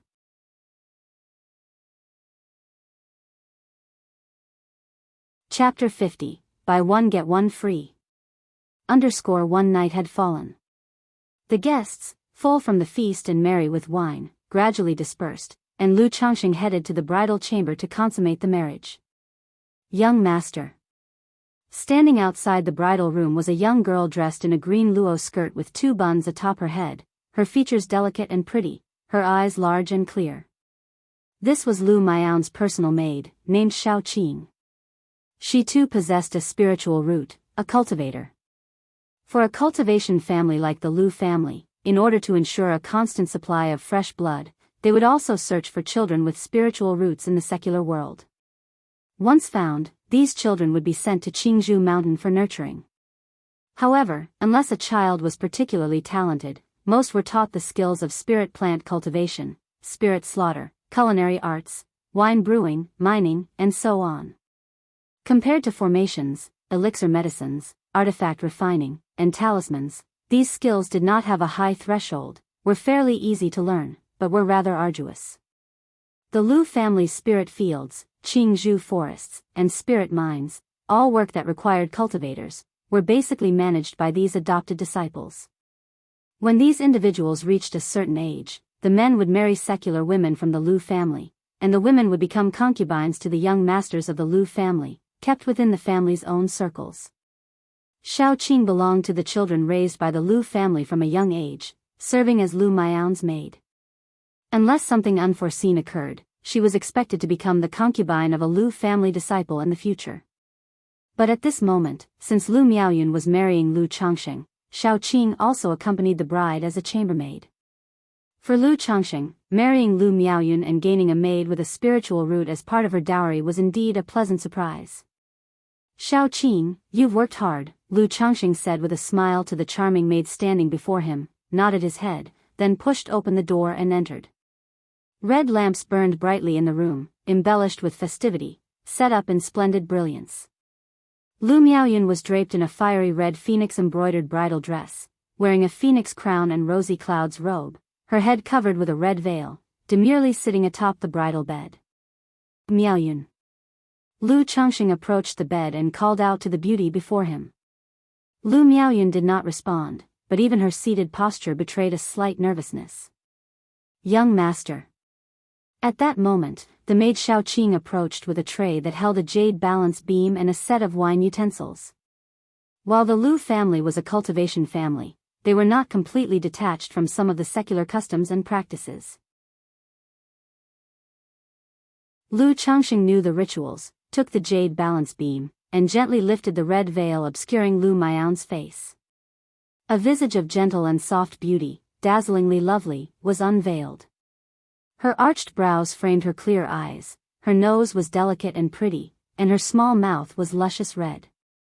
She might not be as exquisitely stunning as Lu Miaohuan, but she was quite attractive. She possessed the kind of sweet, enduring beauty that gave the impression of a pure girl next door. My husband. As the veil lifted, Lu Miao's long lashes trembled slightly, her pretty face blushed with shyness, and she called out in a voice that was soft, sweet, and slightly naive. Her personality wasn't as timid or delicate as Chu Zenshin's, nor was she the type to be calm and composed. Furthermore, as a woman who had only met Lu Changxing once before their marriage was arranged, how could she be completely at ease on their wedding night? Lu Changxing chuckled, took a wine jug from the tray, poured Lu Miaoyun a cup of spiritual wine, and then poured one for himself. He then said, "Miaoyun, today we become husband and wife, and from this day forward, we shall journey through life together. Come, let's finish this drink. I will follow my husband's guidance for the rest of my life." A blush showed on Lu Miaoyun's face as she looked at the handsome young man before her, and then they exchanged cups of wine. "Wishing the young master and young mistress 100 years of harmony, and may you have an early heir," said the maid Xiaoqing as she collected the cups, her voice clear and crisp. Then, with a curtsy, she left the room, closed the door behind her, and left the newlyweds alone. After drinking the wedding cup, Lu Changxing immediately felt a bit of heat in his lower abdomen and realized there was something off about the drink. Lu Miaoyun's complexion was also flushed and rosy, like blooming peach blossoms. In the room, the sound of their breathing at this moment seemed exceptionally clear. Lu Changxing didn't need to think to know that the just-consumed wedding cup must have been specially prepared by the Lu family, intended to enhance the mood of the wedding night. He directly embraced his delicate wife in his arms and said, "Yuner, it's time to rest." My lord, the light is still on," Lu Miaoyun murmured softly. "It's fine, this way I can see clearly." That year, Lu Changxing was 22 years old. He had 5 wives, 6 concubines, 2 favored beauties, and a maid. The next day, dawn broke brightly. The gentle sunlight filtered through the lattice window, casting its light onto the messy, bright red wedding garments and fiery bridal dress on the floor. After waking up, Lu Changxing looked at the disheveled beauty in his arms, with tear stains still visible at the corner of her eyes, and felt completely relaxed and spirited, without a hint of lethargy. Seeing Lu Miaoyun's pitiful state, remembering what happened the night before, he thought to himself that this little wife was indeed obedient and well-behaved, without the slightest bit of young mistress temperament. He couldn't help but kiss her pretty and fair cheek. This little action immediately woke up the sleeping Lu Miaoyun. She opened her eyes and softly called out to Lu Changxing. "My lord," the voice was tender and silly, stirring a few threads of affection in Lu Changxing's heart. He gently pinched her fair, blushing cheek and said softly, "It's still early, you rest well. We have to go see grandma later."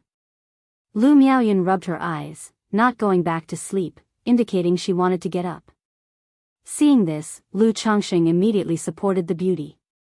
However, after all, Lu Miaoyun possessed the 4th-level energy refinement cultivation. Her body was stronger than that of ordinary people.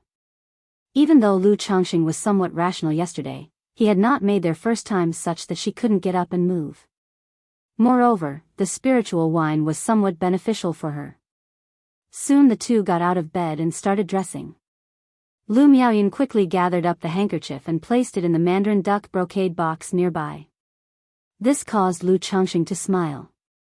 Afterwards, the two of them tidied up their clothes and pushed open the room door, ready to go pay respects to the 4th elder. "Young master, miss," the maid Xiaoqing was standing outside the door, clearly not having slept all night. "Xiaoqing, didn't I tell you? You didn't have to stay up, you should go rest now," Lu Miaoyun told her. A maid like Xiaoqing, who possessed a spiritual root, wasn't entirely there to serve when following the young masters and mistresses. She was more for miscellaneous tasks while also learning a few things. To use her solely for serving would be too wasteful.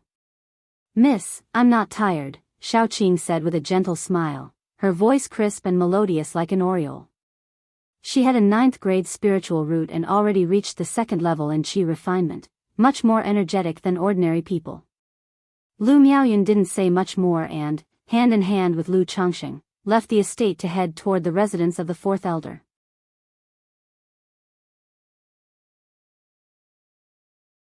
Chapter 51, Lu family's 4th elder. _1 Yuner, you must live a good life with Changxing from now on, and listen to your husband more, understand? Changxing, Yuner is my granddaughter. Now that I've entrusted her to you, don't let me down. The 4th elder looked at Lu Changxing and Lu Miaoyun and spoke out. Although this 4th elder was in her 70s or 80s and old enough to be a grandmother, she did not look her age at all. She wore a deep cyan, elegantly simple dress, with black hair meticulously coiled up, secured by a slanting jade hairpin. Her complexion was rosy and healthy, making her look like a noblewoman in her 30s or 40s. However, upon closer inspection, one could see strands of white in her temples and a few crow's feet around her almond-shaped eyes. But these white hairs and wrinkles did not make the woman appear much older. On the contrary, they added a strong sense of maturity to her overall bearing. "Grandmother, please rest assured that Changxing will certainly take good care of Yuner and won't let her suffer the slightest grievance," Lu Changxing replied respectfully. Even though it was a marriage of convenience, now that they were married and had shared the bridal chamber, he naturally intended to take it seriously and assume his duties and responsibilities. Lu Miaoyun also softly acknowledged. Good. Grandmother believes in you.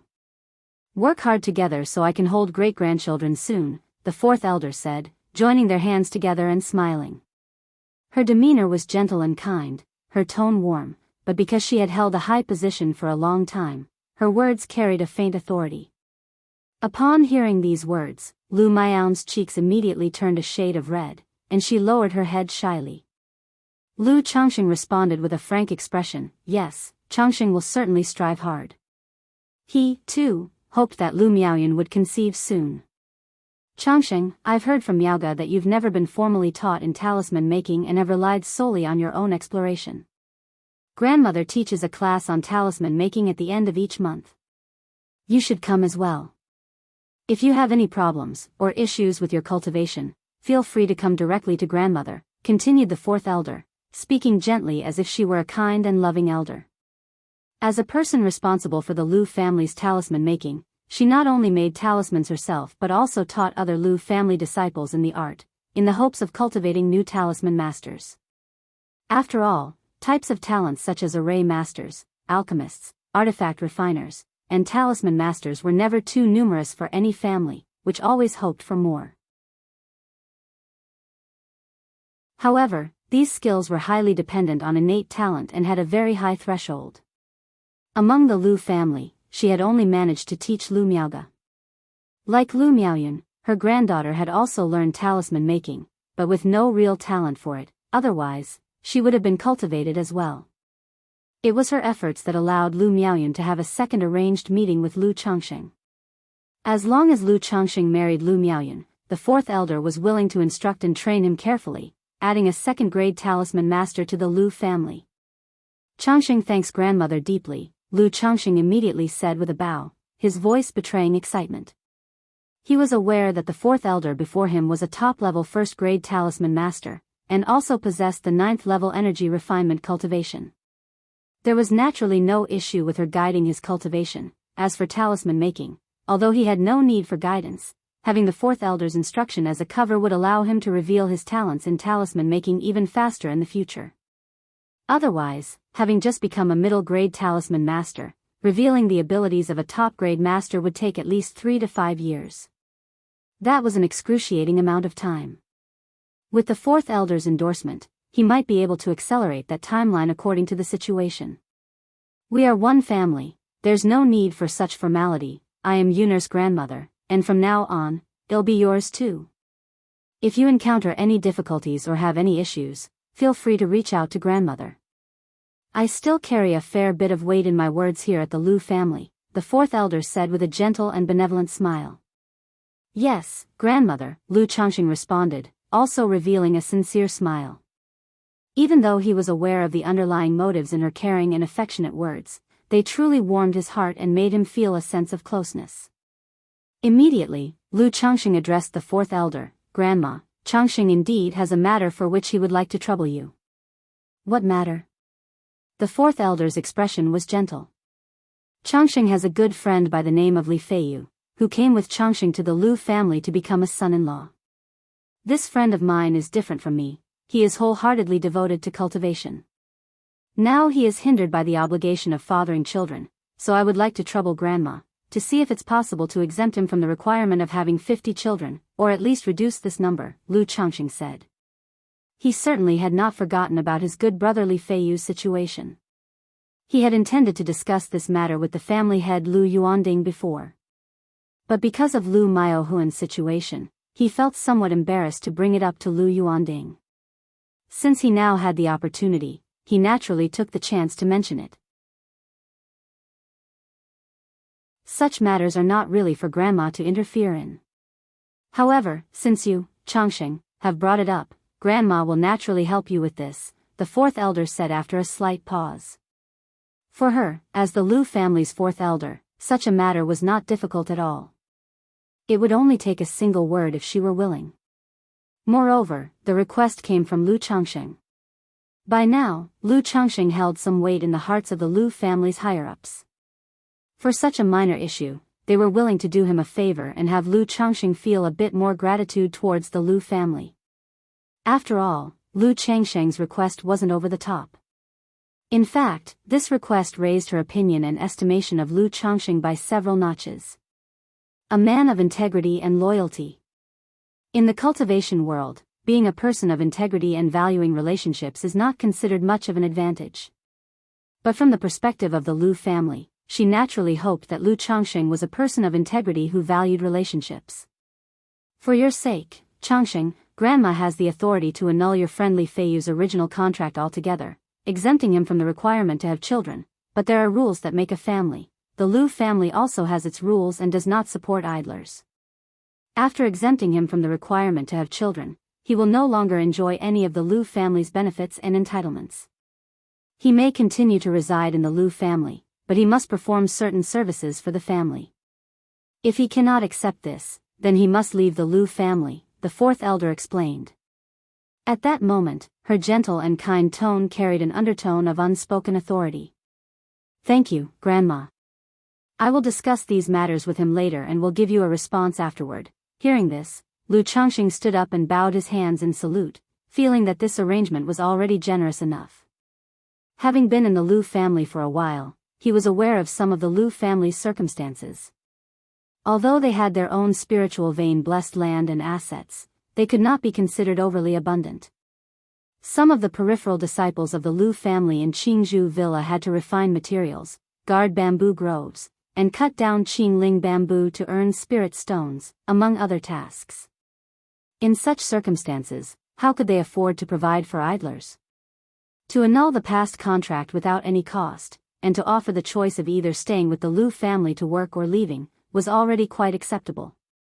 Otherwise, according to the original contract conditions, if one did not have 50 children within 20 years, not only would one have to compensate with 3 times the resources, but also serve the Lu family for 10 years. Fine, once you have a result, just let Grandma know, and at that time Grandma will speak to the family head about this matter, the fourth elder said with a smile on her face. Afterwards, Lu Changxing and Lu Miaoyan chatted for a while with the fourth elder before excusing themselves and departing. As they were leaving, the fourth elder even stuffed several boxes of pastries and spirit fruits into Lu Changxing's hands, giving him the feeling of visiting relatives during the new year.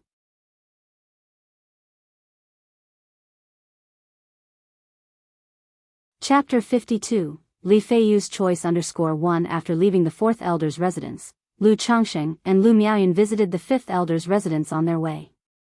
They also came to purchase spiritual wine and to inquire whether the wedding wine they drank last night was also brewed by this fifth elder.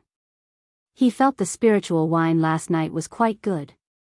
Changxing, this is the green jade bamboo wine you requested, brewed from our Lu family's green jade spiritual bamboo, which nourishes the flesh and relieves fatigue. This is the green pear wine, brewed from green pears, with effects similar to the green jade bamboo wine, though the taste is relatively tart. You can try it. This is the white jade 100 flowers wine, brewed from white jade spiritual rice and dozens of flowers and fruits, with effects that nourish the flesh and calm the mind. The flavor is rich, sweet, and lingers long. This is the millet ancient wine, brewed from millet spiritual rice. The fifth elder, seeing Lu Changxing and Lu Miaoyan come to buy spiritual wine, was also very enthusiastic, presenting a variety of spiritual wines for Lu Changxing to taste. All these spiritual wines were first grade, with their quality, lower, middle, or upper grade, determined by the age of the raw materials and the fermentation time. Brewing wine and alchemy are different. Apart from the raw materials, there is also a significant cost of time. Even if the raw materials for spiritual wine are average, by storing it in a place rich in spiritual energy to continuously absorb energy and ferment gently, the spiritual energy within the wine becomes more mellow and concentrated, thus improving the quality. Lu Changxing briefly tasted a few types of spiritual wine and found that the green jade bamboo wine and the white jade 100 flowers wine suited his taste more. He then asked Lu Miaoyan which flavor of spiritual wine she preferred. Her tastes were similar to his, favoring the white jade 100 flowers wine. Without delay, Lu Changxing told the fifth elder that he wished to purchase 10 bottles of green jade bamboo wine and 10 jars of white jade 100 flowers wine.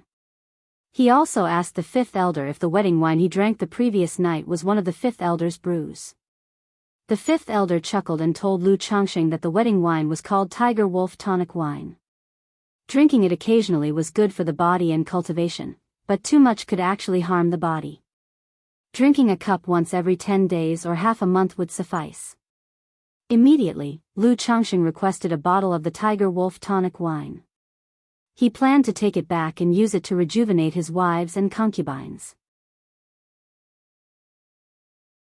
The green jade bamboo wine and white jade 100 flowers wine were the lower grade of the younger years, costing 2 spirit stones per bottle and 3 spirit stones per jar, respectively. The Tiger Wolf Tonic Wine, however, cost 5 spirit stones per bottle. Altogether, it came to 55 spirit stones, and the fifth elder generously gave Lu Changxing a discount of 5 spirit stones. After purchasing the spiritual wine, Lu Changxing didn't stay long and bid farewell to the fifth elder with Lu Miaoyan. However, Lu Changxing had Lu Miaoyan go back first as he made his way to Jianghu Villa. He planned to discuss the recent events with Li Feiyu. Brother Changxing. Good to see you, brother-in-law. Changxing brother-in-law. Brother Changxing, do you need anything over here? As Lu Changxing arrived at Jianghu Villa, many Lu family disciples actively greeted him along the way. Now that Lu Changxing had become a middle-grade talisman master and married Lu Miaoyan, there was no unpleasantness among the Lu family disciples towards him. Feeling that even a mere son-in-law deserved no less. Under the Lu family's education that prioritizes family above all else, Lu Changxing was now seen as one of their own in their eyes. Even if some were displeased, they wouldn't be foolish enough to show it. Moreover, Lu Changxing's personality was very amicable and he was easy to talk to, never offending anyone. Everyone was willing to be on good terms with this talisman master.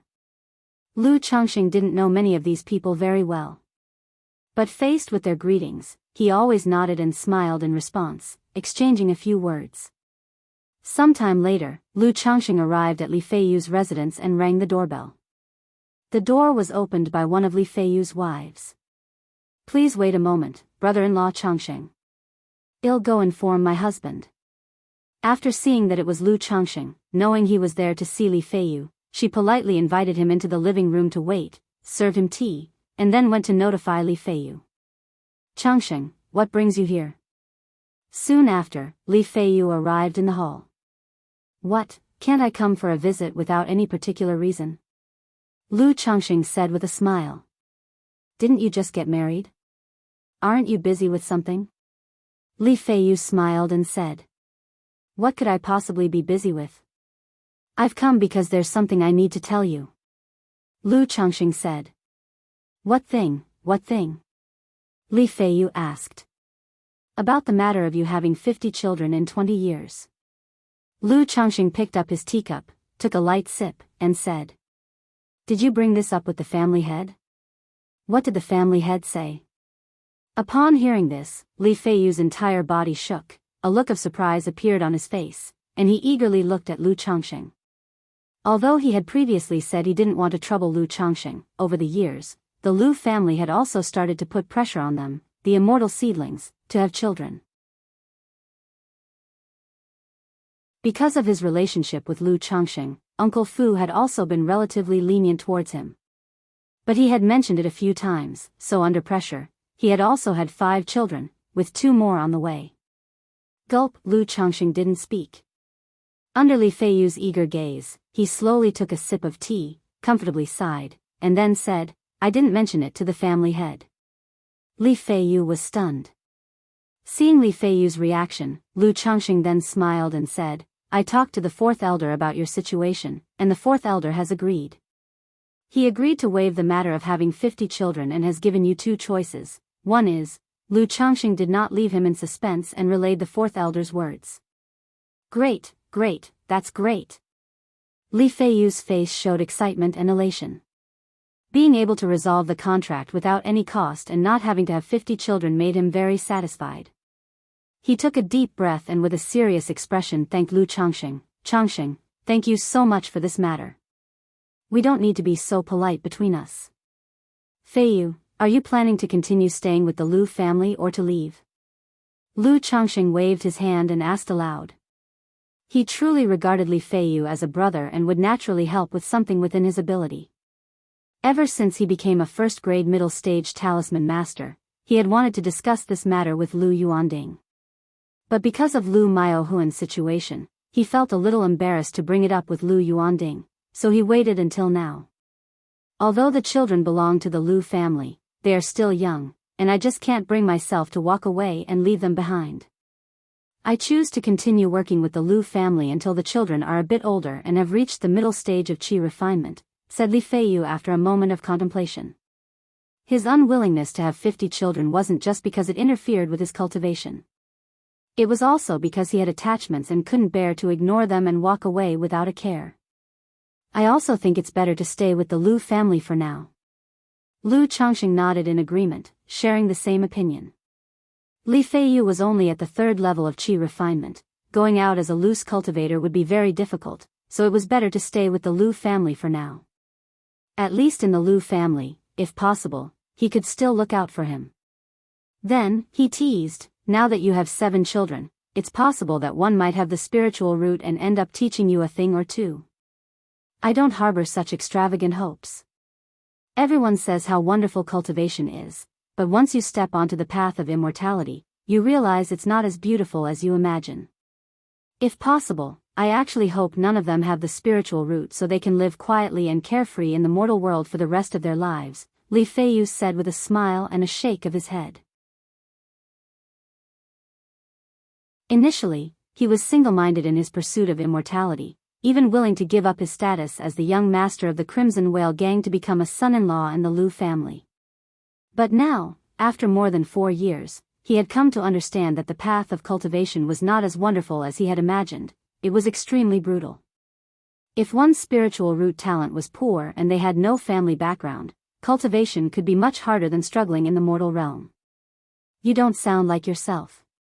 What, are you regretting embarking on this path of cultivation? Lu Changxing raised his eyebrows when he heard this. This was not the Li Feiyu he remembered. He still remembered Li Feiyu's words from back then, life is but a 100-year dream, and one must not miss the chance at immortality if it arises, which led him to forsake his position as the young master of the Crimson Whale gang to be a son-in-law at the Lu family.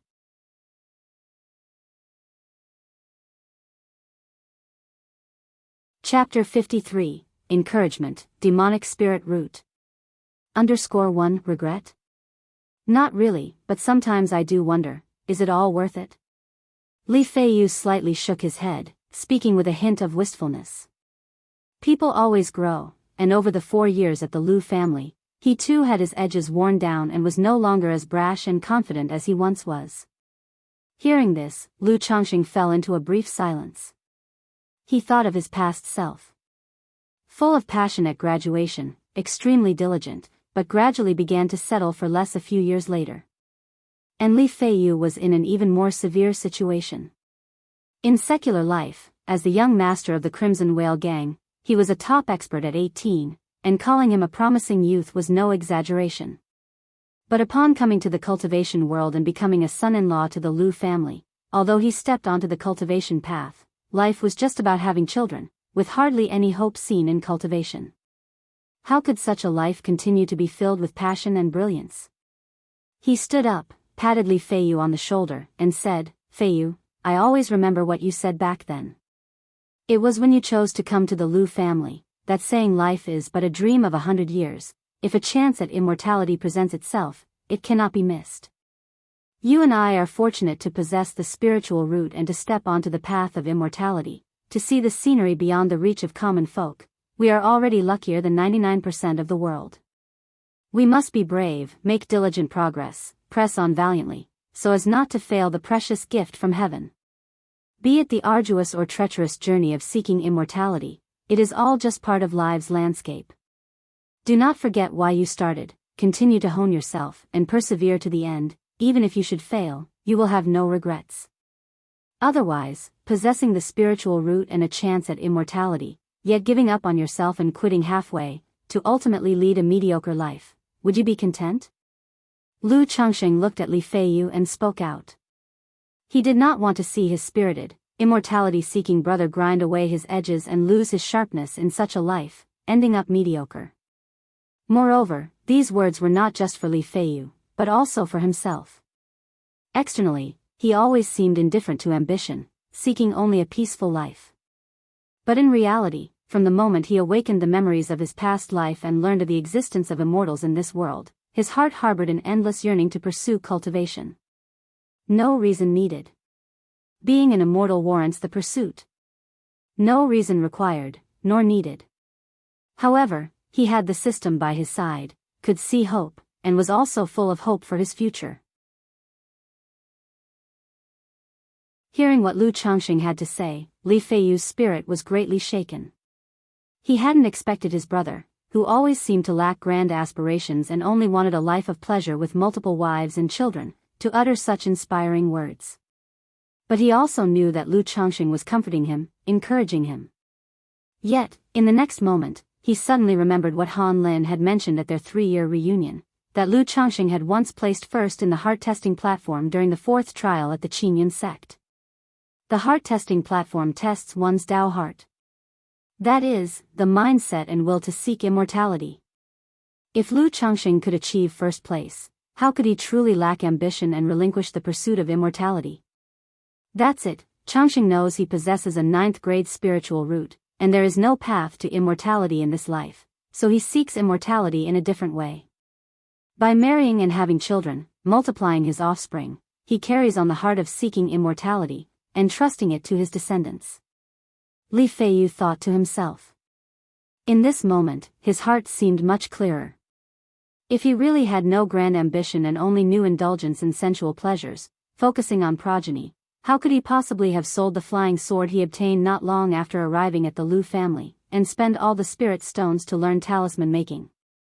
And in 4.5 years, he went from a son-in-law to a middle-grade talisman master, marrying the granddaughter of the Lu family's elder. This clearly wasn't what someone indifferent to ambition and obsessed with pleasures would achieve. If his own brother could do so much, how could he be any worse, any farther behind? Looking at Lu Changxing with newfound resolve in his eyes, he said, "Content?" "Of course not. Changxing, you are right, the chance for immortality is rare, and we are fortunate to have witnessed it. How could we possibly give up easily? Ordinary folk seek nothing but fame, fortune, and social status, but what we desire is immortal longevity, which obviously isn't easy. That's exactly why we should strive even harder, with a heart that dares to pursue what seems impossible. Life is but a dream of 100 years, with a sight of immortality before us. We must not live it in mediocrity." "Thank you, Changxing." Li Feiyu spoke, his eyes alight with a sharp and burning flame. "No need to thank me, I simply don't want to see you, before truly entering the world of cultivation, losing your edges and your sharpness." Lu Changxing said aloud. In this world, he didn't have many friends. Li Feiyu was pretty much the only one he could count. He still hoped that Li Feiyu could go a long way on the path of cultivation in the future. How could Li Feiyu be so easily defeated? "Now that I'm no longer bound by a mere contract, once the child grows a bit more and I break through to the middle stage of qi refinement, I'll go out and make my mark, truly experiencing the cultivation world. Otherwise, if things keep going like this, I'm afraid I'll really lose my edge and dull my sharpness. If I end up as a pile of dry bones one day, they'll have to trouble you to take care of my wives and children." Li Feiyu said with a laugh, full of nonchalance. Having come from a Jianghu gang, he was quite philosophical about life and death, but he couldn't let go of the people around him. "Don't you be setting up your banner so early." Lu Changxing's mouth twitched as he said. "Setting up what banner?" Li Feiyu asked. It's nothing. If anything unexpected does happen, I'll take care of your wife and kids myself. Lu Changxing said with a smile, shaking his head. Li Feiyu didn't take these words to heart, and the two continued to catch up on old times. Ever since Lu Changxing moved to Jianghu Valley, the two of them really had fewer opportunities to meet and chat. Lu Changxing also brought out the Biyu bamboo wine he had just bought from the fifth elder and shared a bottle with Li Feiyu. After a small drink, Lu Changxing didn't stay long and went straight back to report Li Feiyu's situation to the fourth elder. The fourth elder was very efficient and had everything sorted out for Li Feiyu the next day, dissolving the contract he had signed with the Lu family before. Thanks to Uncle Fuss arrangements, Li Feiyu chose to become a spiritual butcher due to his expertise in martial arts and blade techniques. A spiritual butcher is much like a regular butcher. One who skins demon beasts, debons them, extracts their marrow, takes their cores, and so on, handling their dissection. There are many special demon beasts that, after being hunted down, are not only troublesome to harvest materials from but also can easily lead to waste and damage to the materials. In such cases, they would hire a skilled spiritual slaughterer to handle the dissection and material recovery. As Li Feiyu chose to become a spiritual butcher, the Lu family naturally had an experienced hand to guide him. If it weren't for Li Feiyu's lack of strength, he would have wanted to join the Lu family's patrol hunting team to hunt demon beasts. Seeing Li Feiyu free himself from childcare to learn a trade, Lu Changxing was also relieved. This was pretty much all he could help with at the moment. At the border between Jianghu country's Qing province and Jizhou, there stood a precipitous range of hills, with eerie and oddly shaped rocks, filled with dense mists, over a bottomless cliff. Whoosh whoosh whoosh, woo woo woo, the cold wind howled in the valley, and the gray mist pervaded, making one's heart palpitate. In the center, a crimson lake had now dried up. Only a huge blood cocoon and a pile of stacked bones remained. The blood-red glow on the cocoon flickered on and off like a heart beating quietly, breathing, incredibly eerie. Just then, the blood cocoon emitted a dull heartbeat sound, like a giant drum vibrating, shaking the entire valley involuntarily. Moments later, in the void, an old man and a young man appeared. The young man was dressed in a wide black robe, and his black hair was tied up with a wooden pin, giving him an exceptionally handsome look, a beauty that was tantalizing and marked with a maturity beyond his years. As expected of the demonic spirit root, to have integrated the demon lord's blood and completed the baptism so quickly. The young man looked at the blood cocoon and chuckled lightly, his tone full of a strange affinity. Congratulations, ancestor. Good fortune to you, ancestor. The old man immediately bowed in salute and congratulated. The young man chuckled again and lightly pointed at the blood cocoon. Suddenly, the cocoon began to crack open bit by bit, turning into specks of blood-red light, revealing the man wrapped inside. The man, in his 20s, had an elegant and handsome face, with skin white and smooth, but there was a half-moon blood lotus on his brow, faint yet indelible, adding a sense of wicked enchantment. He slowly regained consciousness, opening his eyes. They were different from ordinary people's, shining with a dark and blood-red light, captivating and eerie. Where am I? I remember. I think I encountered bandits and then I jumped off a cliff, Chu Changa, as if awakening from a dream, with blood-red eyes full of confusion, rubbed the center of his brow. But the next moment, he saw his palms had become as pale as jade, his fingernails sharp and fierce, glowing an eerie red, and he was taken aback. What is this? Then he saw the piles of white bones around him and got another shock, filled with terror.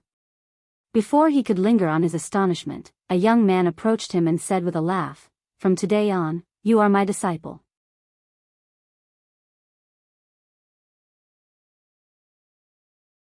Chapter 54, Only Strength is Eternal.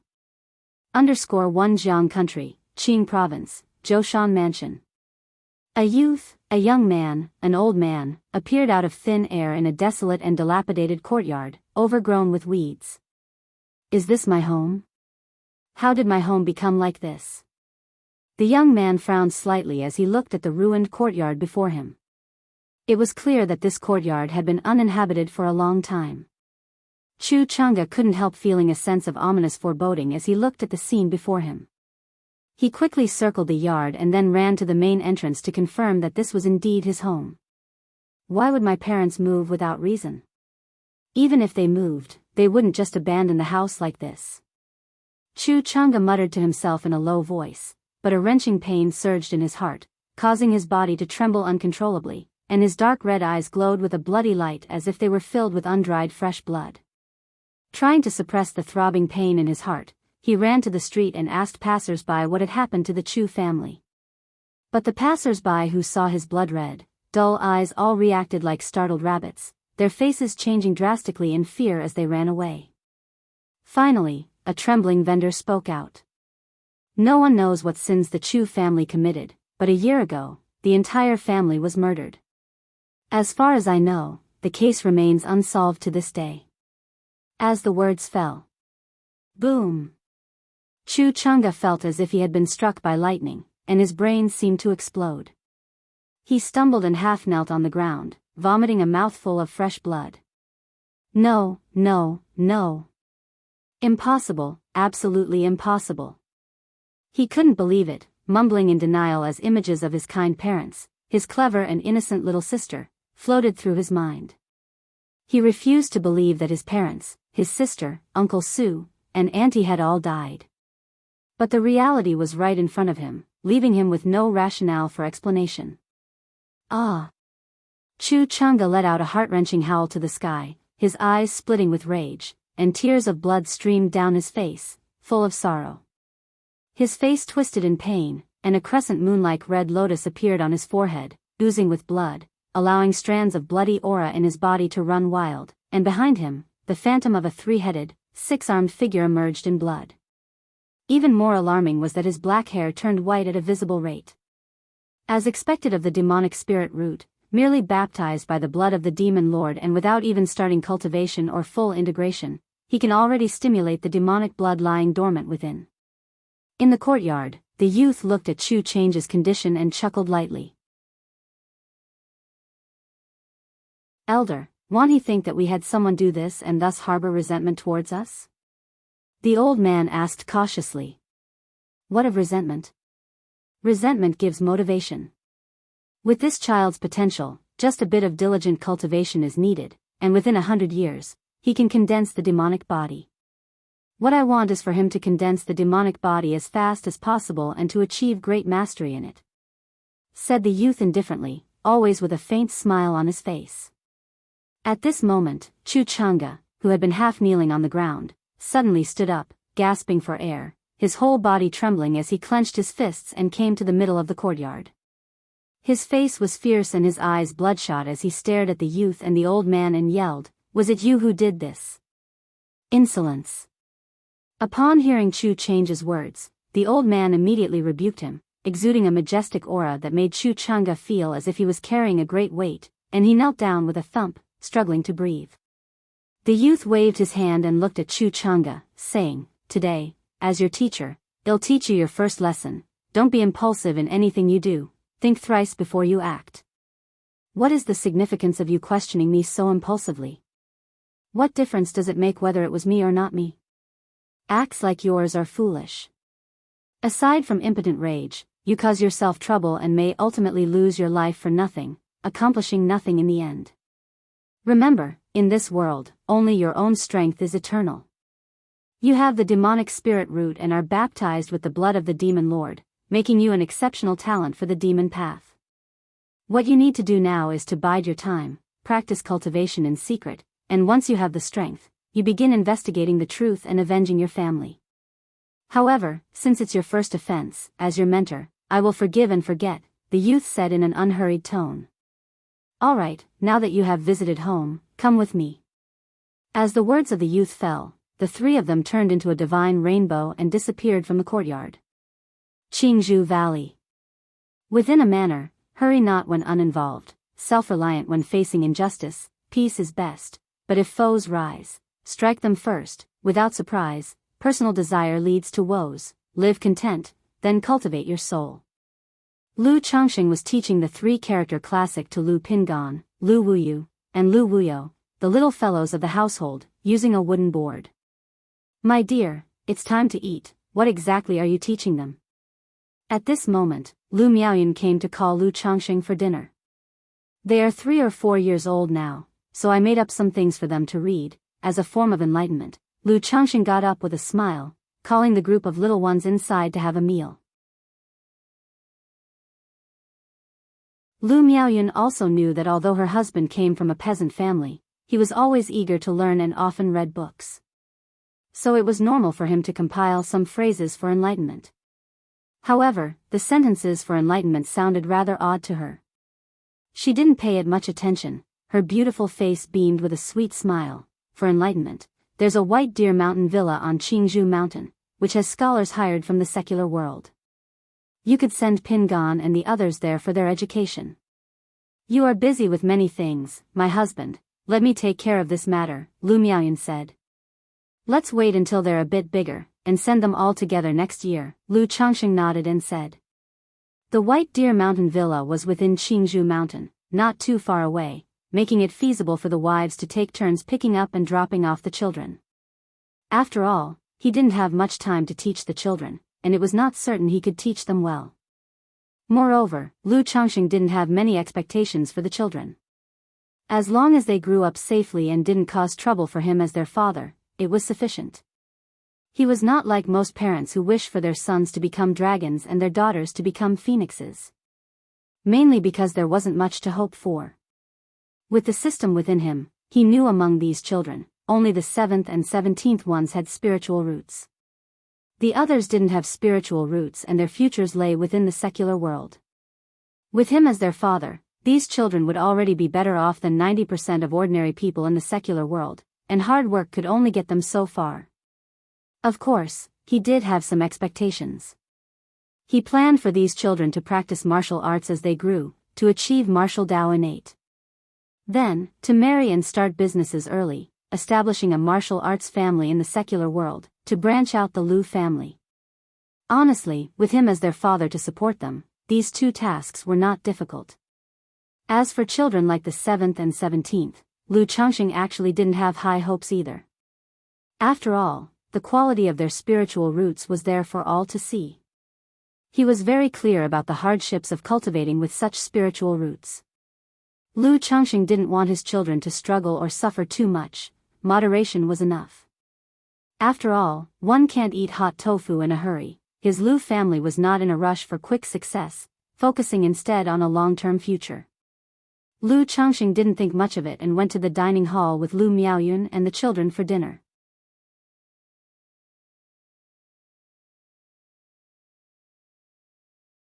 Chapter 55, Emerald Bamboo Rice, Metaphysics.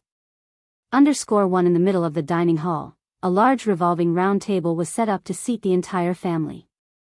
Of course, the children were still young and did not sit at the table. When they grew older, or should there be more wives and concubines, there would not be enough room. Husband, this emerald bamboo spirit rice was cooked for 3 hours with spiritual fire by Shaoqing. Try it and see how it tastes, said Miaoyun as she carried a small wooden barrel crafted from emerald bamboo spirit wood to serve Changxing a bowl of rice. As Changxing sat down at the head of the table, Lu Miaoyun scooped a bowl of rice for him from a small jade green bamboo barrel. Each grain of rice in the bowl was vividly green and crystal clear, resembling beads of agate or jade, emitting a refreshing bamboo fragrance that tantalized the appetite. Changxing took a bite and immediately savored the lingering taste in his mouth. After 2 more bites, he commented, "This is indeed first-grade spirit rice. The flavor is truly good. You all should try it too," Changxing said to his wives and concubines. This emerald bamboo spirit rice had just been delivered by the Lu family the day before. It was one of the benefits given to him for his promotion to middle-grade talisman master. After becoming a middle-grade talisman master, his basic benefits did not change much. In addition to the standard monthly allowance of 10 spirit stones, 30 caddies of spirit rice, and a bottle of yellow dragon elixir, he now received an extra 20 caddies of emerald bamboo spirit rice, a special product of the Lu family. The emerald bamboo spirit rice, with every grain resembling jade, not only contains rich spiritual energy and tastes sweet but also has the effect of nurturing the body, cleansing impurities, and purifying flesh and blood over long-term consumption. Ordinary grains and vegetables inevitably leave impurities settled within the body. That is why cultivators usually consume spirit rice. Emerald bamboo spirit rice is a step above ordinary spirit rice and is considered first-grade spirit rice. Even for the Lu family, the annual yield is limited. Only certain members like the family elders and guest elders receive a set portion each month. This time, due to Changsheng's advancement to middle-grade talisman master and his marriage to Lu Miaoyun, the Lu family granted him an allowance of 20 caddies per month. Beyond the reward of emerald bamboo spirit rice, the other change was that by completing the monthly talisman-making tasks assigned by the Lu family, he could now earn an additional spirit stone bonus. Unlike before, where there were no rewards for completing the assigned tasks. The bonus wasn't much, but it wasn't insignificant either, currently amounting to 10 spirit stones. Moreover, for any extra talismans made beyond the quota, the Lu family agreed to purchase them at market price. This arrangement could be considered an indirect improvement in benefits, adding an incentive to perform better. Naturally, Changsheng had no objections to this and felt it was satisfactory. After all, if one were to account for it, the Lu family marrying off Lu Miaoyun to him, along with a young maidservant as part of the dowry, could also be seen as a reward. Having spent the past few days together, Changsheng grew quite fond of his young wife Miaoyun. Though she showed a bit of youthful temperament, she was very well behaved and sensible. Far from acting like a spoiled lady, she quickly became close with his other wives and concubines in the backyard, leading to a very harmonious relationship and displaying a degree of mature elegance. This pleased Changsheng greatly. Indeed, beauty does not surpass a resplendent heart. A virtuous wife supports my ambitions to soar high. For Changsheng, in terms of taking a wife or concubines, looks or physical appearance were not his primary concern. Being above average in appearance was sufficient. Spiritual root aptitude and moral character were much more important. Thank you, husband. Thank you, husband. Thank you, husband. On hearing Changsheng's words, the wives and concubines began to eat. However, there wasn't much of the emerald bamboo spirit rice, just a small barrel's worth, and after Changsheng took a generous serving for himself, the rest only took a small portion to taste. At that moment, Xiaoqing also brought out the remaining dishes on a tray. As Miaoyun's maidservant, her skills were in spirit plant cultivation and cooking. Although she wasn't a spirit chef, her cooking skills were excellent and would be considered top-notch in the mundane world. Hence, upon coming with Miaoyun, she took on the role of a junior cook. There is a spot available, Xiaoqing, come sit and eat, Changsheng said. We don't have that many rules here, he added, glancing at Xiaoqing. I'm not hungry. The clear, large eyes of Xiaoqing looked up at Lu Changsheng, and her face showed a well-behaved smile as she chirped. Xiaoqing, if your husband tells you to sit down, then sit down, said Lu Miaoyun, who also knew that her own husband wasn't one for many formalities or complex rituals. She rose to her feet, pulling on Xiaoqing's arm, and had her sit down beside them. Thank you, master, said Xiaoqing in her crisp voice, after which she also filled a bowl with rice and began to eat a little at a time. That night, afterwards, husband, Lu Miaoyun, bedewed with fragrant sweat, lay weakly in Lu Changsheng's arms and said with shyness and timidity, your concubine can't go on, let Xiaoqing come in to serve my lord. Upon hearing this, Lu Changsheng felt a warmth in his heart. His little charming wife was indeed considerate and well-behaved. It's all right, let your husband cherish Yuner first. Lu Changsheng pinched his wife's cheek and then climbed on top again. Time flew quickly, and in the blink of an eye, more than a month had passed. Through the daily nutrition and nourishment of spirit rice and spiritual wine, Lu Changsheng could clearly feel his physical condition had improved a level from before. However, regarding the 100 refinements treasure body art, there was still no progress. There was no helping it. Orthodox level body refining techniques were just like that. Powerful as they may be, the threshold for cultivation was really high. It was very difficult to get started, requiring an extremely strong physical foundation. Lu Changsheng's body, not being drained by sensual pleasures, was already quite good, but it was not nearly enough to talk about a strong physical foundation. Thus, if he wanted to cultivate the 100 refinements treasure body art, he could only rely on slowly nurturing his body and enduring with time. He estimated that, at the current pace, it would take at least 2 or 3 years to get started. Unless, as he had thought before, he could take a shortcut through the system's lucky draw and obtain a magical treasure, using the condensation method in the 100 refinements treasure body art to integrate the treasure into his body and use it to nurture himself. But that was still a bit far off. His 21st child had just been born not long ago. To enter the draw, he would need at least 9 more children. Moreover, even after having 30 children, it was not certain whether the system would give out child money. But regardless of whether the system complemented or not, Lu Changxing always remembered that having children was the most important. With the efforts of this past month, Lu Miaoyun had also successfully conceived. Although it was said that when a female cultivator becomes pregnant, it damages the vital essence and greatly hinders cultivation, the higher-ups in the Lu family were all delighted to hear it. Because in the eyes of the Lu family's upper echelons, the more children the two had, the more stable the marriage would be, and the more firmly Lu Changxing would be tied to the Lu family. Lu Changxing was also very happy. With Lu Miaoyun possessing a 7th grade spiritual root, there was a great chance that their children would have spiritual roots. Especially with the example set by Chu Zhenjin, he had high expectations for the child in Lu Miaoyun's womb. After Lu Miaoyun became pregnant, the family head Lu Yuanding and the 4th elder both sent over nutritional supplements. In the cultivation world, there was a rather mystical belief. If a mother's environment during pregnancy was good, with ample nutrition and sufficient spiritual energy to nourish the fetus, then the probability of the child having a spiritual root, and the quality of that root, would be higher. Whether this was true or not was difficult to verify. But now that he had the means, Lu Changxing was willing to believe in this mysticism. He took out some of his spirit stones, enabling his wives and children to eat spirit rice and spirit vegetables every day. In the past, the 30 caddies of spirit rice provided by the Lu family every month were simply not enough for his entire household. He was the priority receiver, his wives and children could only occasionally eat spirit rice and vegetables. But now, there had been a small improvement in the perks and benefits provided by the Lu family. Coupled with the stable income from talisman sales through Hong Yi and the profits from Bullhead Mountain, Lu Changxing could finally afford to improve the dietary conditions for his wives and children.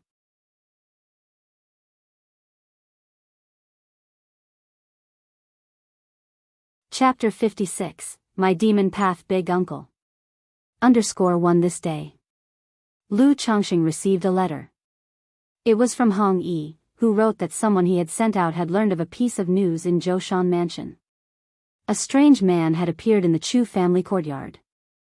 According to his investigation, there was a high probability that this man was Chu Chang'e, because someone there recognized Chu Chang'e's appearance. And this strange man appeared within the Chu family, asking people about what had happened there. So putting all these circumstances together, it was almost certain that this man was Chu Chang'e. But for some reason, whereas Chu Chang'e was once known for his refined and handsome scholar appearance, he had now transformed into something demonic and ominous, his eyes an extremely blood red, like a monster's. In the letter, Hong Yi said that after Chu Chang'e appeared, he disappeared without a trace, with no further news. He suspected that Chu Chang'e had also started on the path of cultivation, but it was of the demon path, and warned Lu Changxing to be careful. Demon path. After finishing the letter, Lu Changxing's eyes slightly narrowed. About what he knew, the cultivation world of Jianghu country revered the heavenly sword sect. The major immortal sects, immortal cities, and cultivating clans, were all seemingly righteous forces on the surface. Not one of them was from the demonic sects. Thus in Jianghu country, there was no fertile ground for the existence of demonic path cultivators. On the rare occasion there were some demon cultivators, they were often loose cultivators who had obtained a demonic inheritance. Lu Changxing never expected that his newfound uncle would take up the demon path. I wonder if this big uncle will come looking for Qingzhou Mountain. Lu Changxing thought to himself. He certainly wasn't worried about this big uncle of his finding Qingzhou Mountain. After all, a clear conscience fears no midnight knocking. Not only had he saved Chu Zhenjin, but their affection for each other was mutual. Could it be that this big uncle would come to cause him trouble? Even if Chu Chang'e did not understand the true situation and came to bother him, he would still need the ability to find him. In Lu Changsheng's view, since Chu Zhenjin had an 8th grade spiritual root, even if her brother had a spiritual root, it likely wouldn't be much better. Moreover, in Jiang country, demon cultivators were akin to rats crossing the street, despised and pursued by everyone. Under these circumstances, how could he possibly come to Qingzhou Mountain to trouble him? Sigh, it seems my big uncle is also a tragic figure. Entering the path of cultivation, yet choosing the demon path, only to come home and learn of his family's destruction. Lu Changsheng heaved a sigh and shook his head. He had a rather good impression of this big uncle of his, whom he had never met. Because over the past year and more, Chu Zhenjin had told him many things from their childhood. Among these, she often mentioned this inexpensive big uncle. According to Chu Zhenjin, her brother, though always studying and not one to smile or speak much, preferring to preach lofty principles, was not a rigid person. He was very affectionate towards his little sister and often helped her clean up her messes, even hiding them from their parents when she made mistakes. I won't tell Zhenjin about this for now, so she doesn't worry. If I have the capacity to help in the future, I might indeed lend a hand to this big uncle, of course, that is if he's still alive. As for now, forget about it. Lu Changxing took a deep breath and let it out long, not dwelling further on this matter.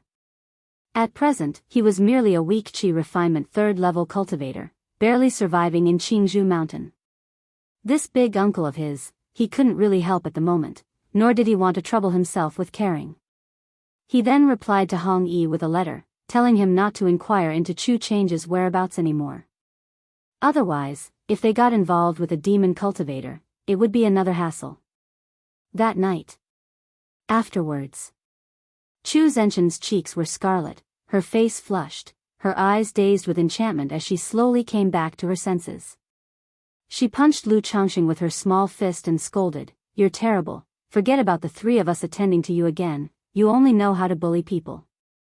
Lu Miaoyun, on the other hand, was embarrassed like an ostrich tucking into its blanket, while Xiao Qin, though somewhat shy, was relatively more composed and continued to attend to Lu Changxing.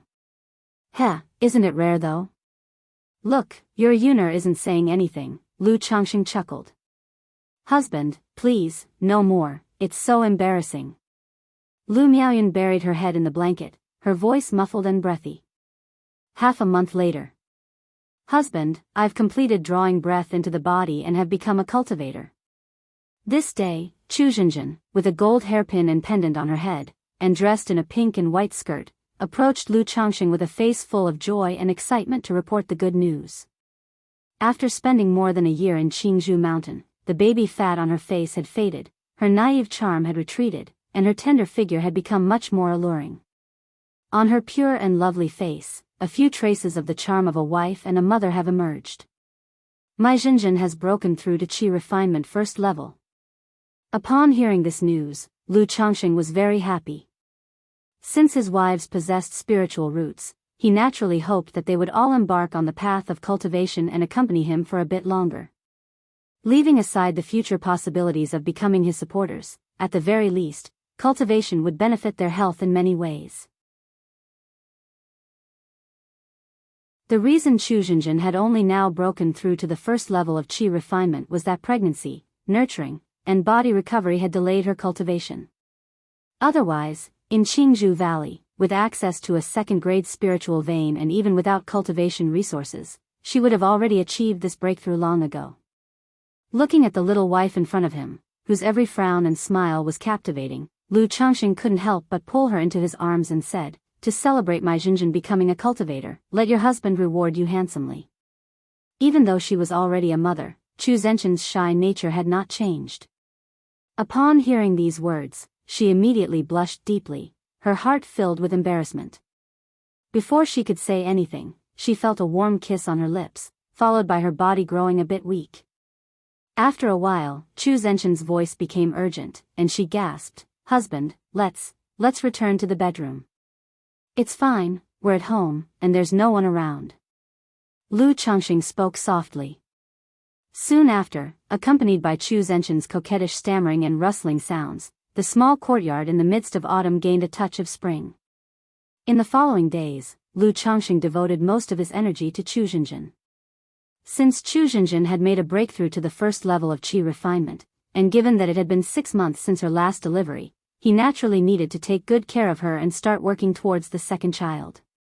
In the blink of an eye, the end of the month arrived. Every month's end was the day the fourth elder would hold a lecture on talisman making. That day, after getting up and finishing his breakfast, Lu Changxing went to the fourth elder's residence. Since he had visited once before, he didn't need someone to guide the way. Lu Changxing confidently made his way through the corridors to reach a quiet courtyard. The courtyard walls were lined with green and jade-like Qingling bamboo. In the center was a small pavilion with 5 tables and chairs placed nearby. Currently, next to the pavilion, a stunning figure stood tall and straight. Her face was lovely, her eyes clear as water, dressed in a white skirt simple and elegant.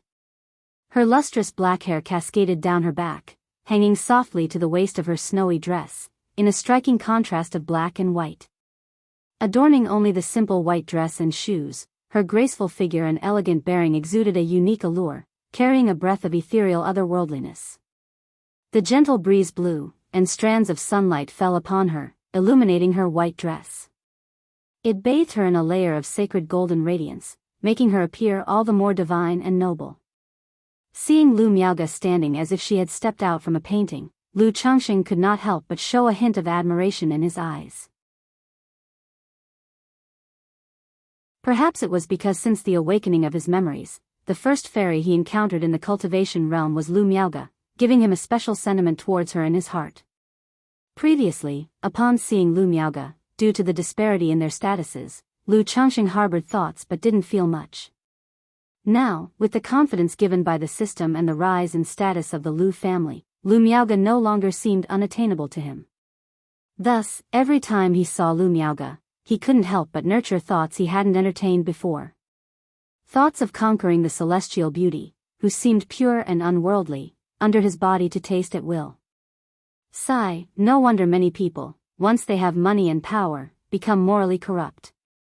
Lu Changxing shook his head internally. He had just recently married Lu Miaoyun, and now he was already harboring inappropriate thoughts toward his wife's cousin. Eldest Mississippi. Lu Changxing didn't dwell on such thoughts. He greeted Lu Miaoge with a smile. As a talisman master of the Lu family, Lu Miaoge would come to study talisman making with the fourth elder on this day every month. As for the other Lu family disciples who were learning talisman making, because they were apprentices, the fourth elder divided the lessons into 2 groups. The morning was for Lu Miaoge and Lu Changxing, and the afternoon was for the other Lu family disciples. Lu Changxing. Seeing Lu Changxing, Lu Miaoge greeted him with a light smile. Her smile was faint, as delicate as a snow lotus blooming on the mountain, quickly concealing her mirth to return to her previous serene and ethereal demeanor. This made Lu Changxing silently think to himself that the 2 sisters were quite similar in this respect. Neither of them liked to smile much, but when they did, it was very beautiful. He didn't go over to chat or anything, even if he harbored thoughts about Lu Miaoge. It wasn't as if he could just go up and pursue her. One reason was that his current status was not suitable for pursuing her, and besides, one doesn't chase after a girl, one attracts her. Lu Changxing sat down at a table and chair on the side, waiting for the fourth elder to arrive.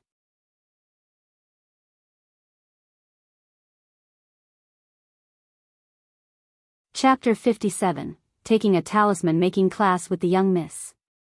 _1 It wasn't long before the fourth elder arrived in the courtyard.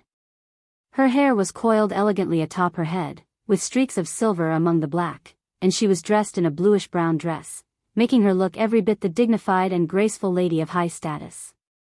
Grandmother. Great-aunt. Lu Changxing and Lu Miaoge immediately made a formal bow with hands clasped to the fourth elder. There's no need for so much ceremony, please sit. The fourth elder showed a warm and kind face as she waved her hand. Then turning to the 2, she spoke, Changxing, Miaoge, show me the talismans you've been practicing most recently. Upon hearing this, both brought out their talisman-making tools and began drawing talismans. Lu Changxing was still working on the fire cloud talisman he had first revealed. After all, when he had first revealed himself to be a first-grade middle-grade talisman master, his success rate had only been about 10% to 20%, so naturally he still needed to practice. The fourth elder glanced at the talismans being drawn. Seeing Lu Changxing's steady wrist and confident strokes as he sketched the fire cloud talisman, she couldn't hide a look of surprise. Following, under the watchful eyes of the fourth elder, Lu Changxing successfully completed the drawing of the fire cloud talisman. Changxing, you must have a success rate of around 60% to 70% when drawing the fire cloud talisman now, right? After watching Lu Changxing's progress with the fire cloud talisman, the fourth elder exclaimed with a face lit up by a trace of pleasant surprise. Lu Miaoge, who was at the side drawing her talisman, trembled slightly in her fair wrist upon hearing this, resulting in the failure of the talisman she was working on. Then she turned her bright eyes towards Lu Changxing. Her delicate face expressed clear astonishment. She was well aware that it was just 2 months ago that Lu Changxing had achieved the status of a first-grade middle-grade talisman master. In just 2 months, he had improved his success rate with the first-grade middle-grade fire cloud talisman to 60% to 70%. Such talent in talisman making was truly terrifying. She couldn't help recalling 3 years ago when Lu Changxing became a talisman-making apprentice, and she had accompanied Uncle Fu to assess him. She had recognized then that Lu Changxing's talent for talisman making was higher than her own. But she had never expected, Lu Changxing's talisman making talent was even greater than she had thought, so much greater. Without anyone's guidance, in just over 3 years, he had become a middle-grade talisman master.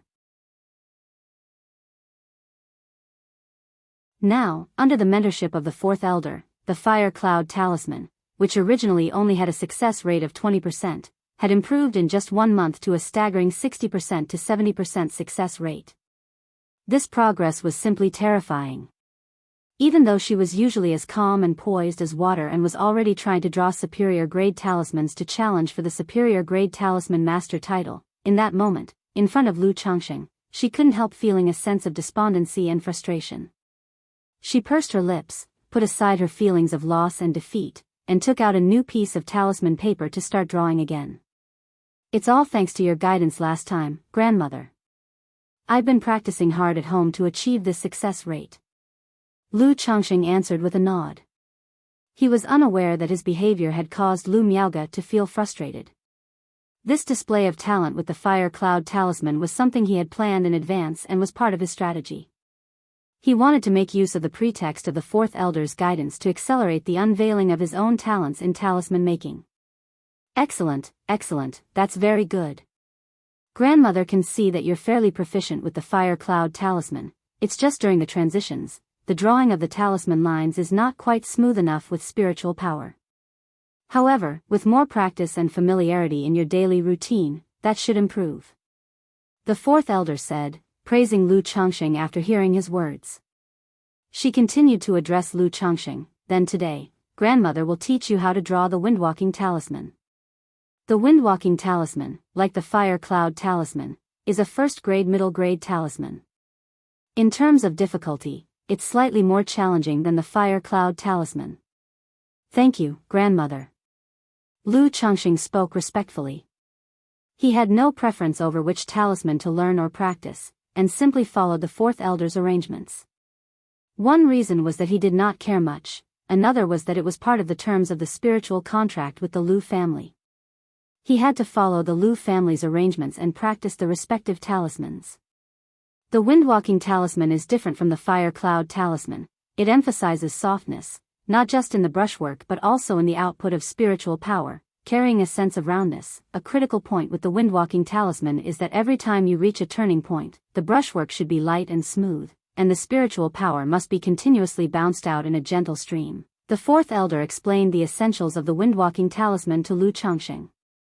She then drew a windwalking talisman on the spot, allowing Lu Changxing to sense the fluctuations of spiritual power on it and to imitate the lines drawn upon it. Yes, grandmother. Seeing this, Lu Changxing nodded and picked up a stack of blank papers from the table to familiarize himself with the talisman lines. When starting to draw a new talisman, it is common to practice drawing talisman lines on blank paper first, before trying to create it on real talisman paper.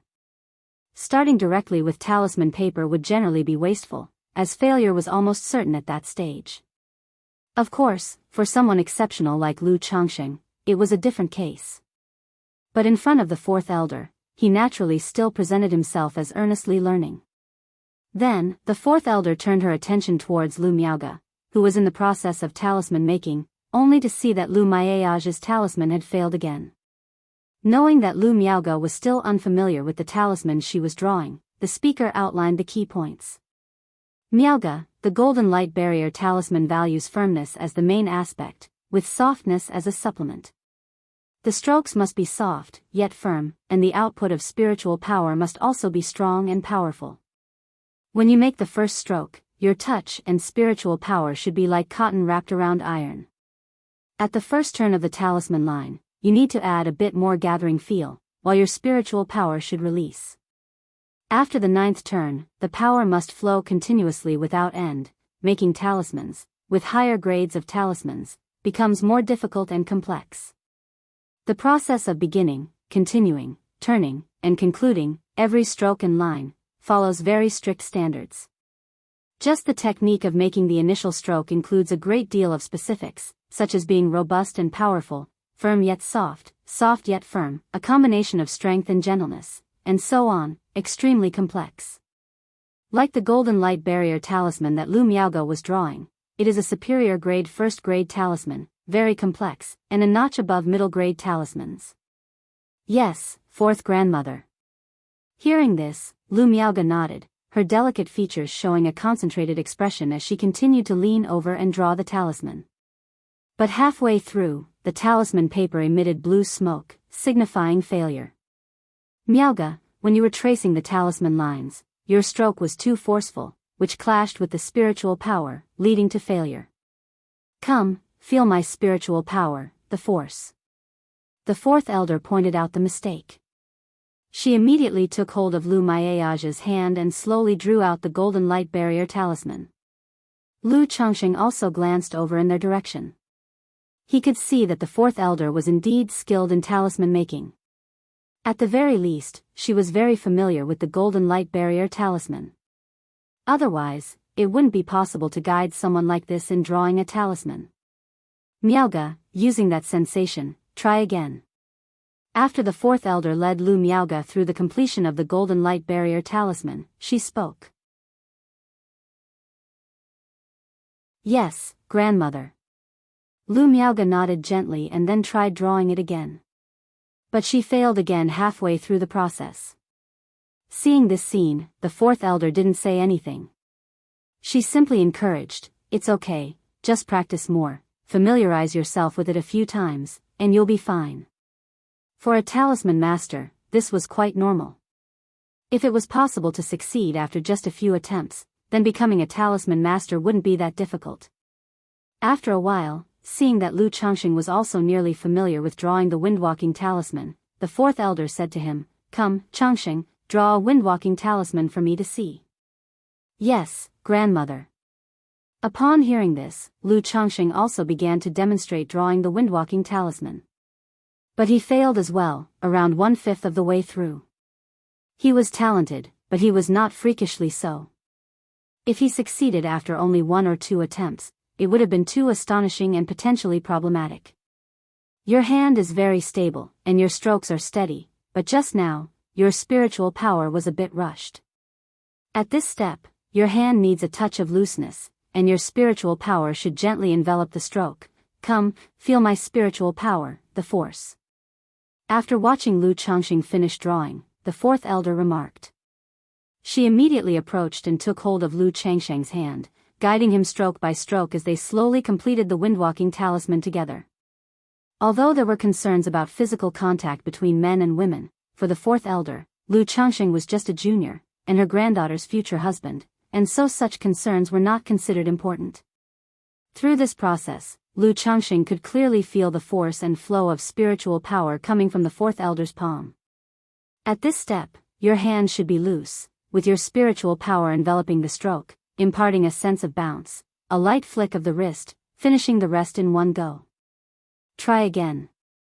In a kindly tone, the fourth elder instructed Lu Changxing, then let go of his hand. All right, grandmother. Lu Changxing nodded, but did not start drawing immediately. Instead, he took out a gourd from his storage bag and took a sip of liquid before continuing. Inside was white jade 100 flowers wine, which had the effect of restoring spiritual power and calming the mind. It was helpful for his talisman making. He naturally didn't need the wine to calm his mind, but it was necessary to help restore his spiritual power. The fourth elder made no comment on this. She knew that Lu Changxing was only at the 3rd level of qi cultivation and couldn't draw too many first-grade middle-grade talismans without relying on spiritual wine for power restoration. Then, under the fourth elder's watchful eye, Lu Changxing managed to draw about a quarter of the talisman before failing.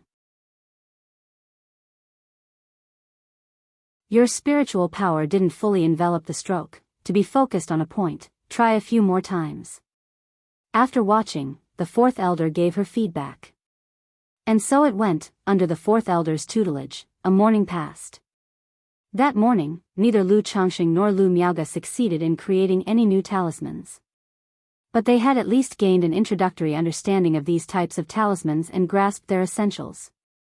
Next, they just needed to go back and practice more, to become more familiar.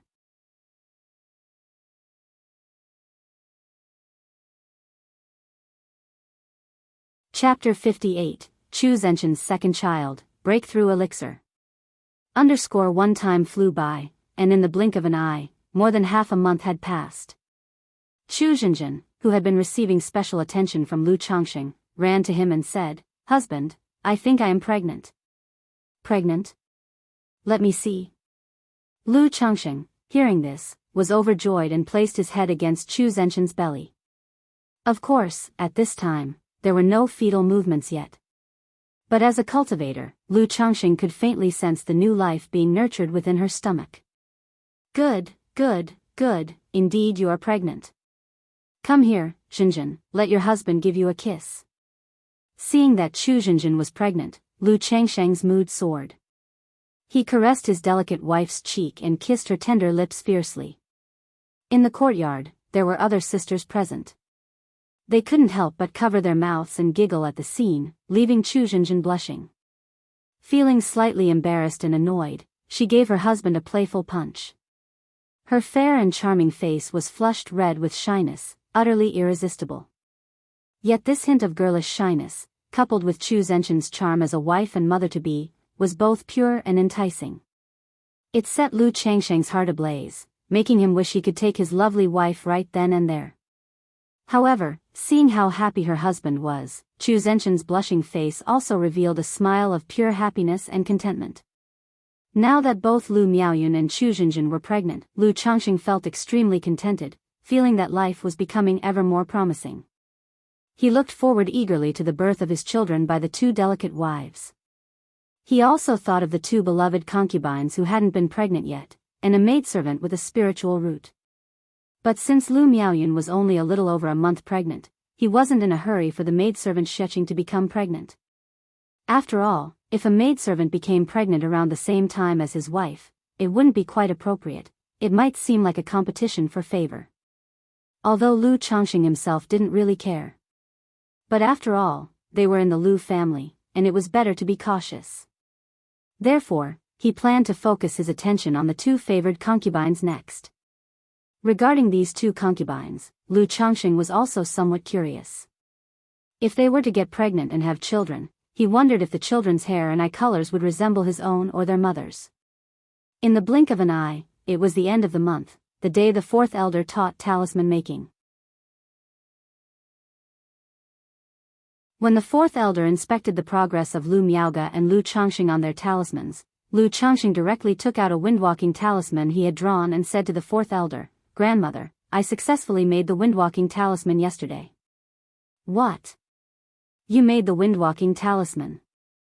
The 4th elder, upon hearing this, was initially stunned.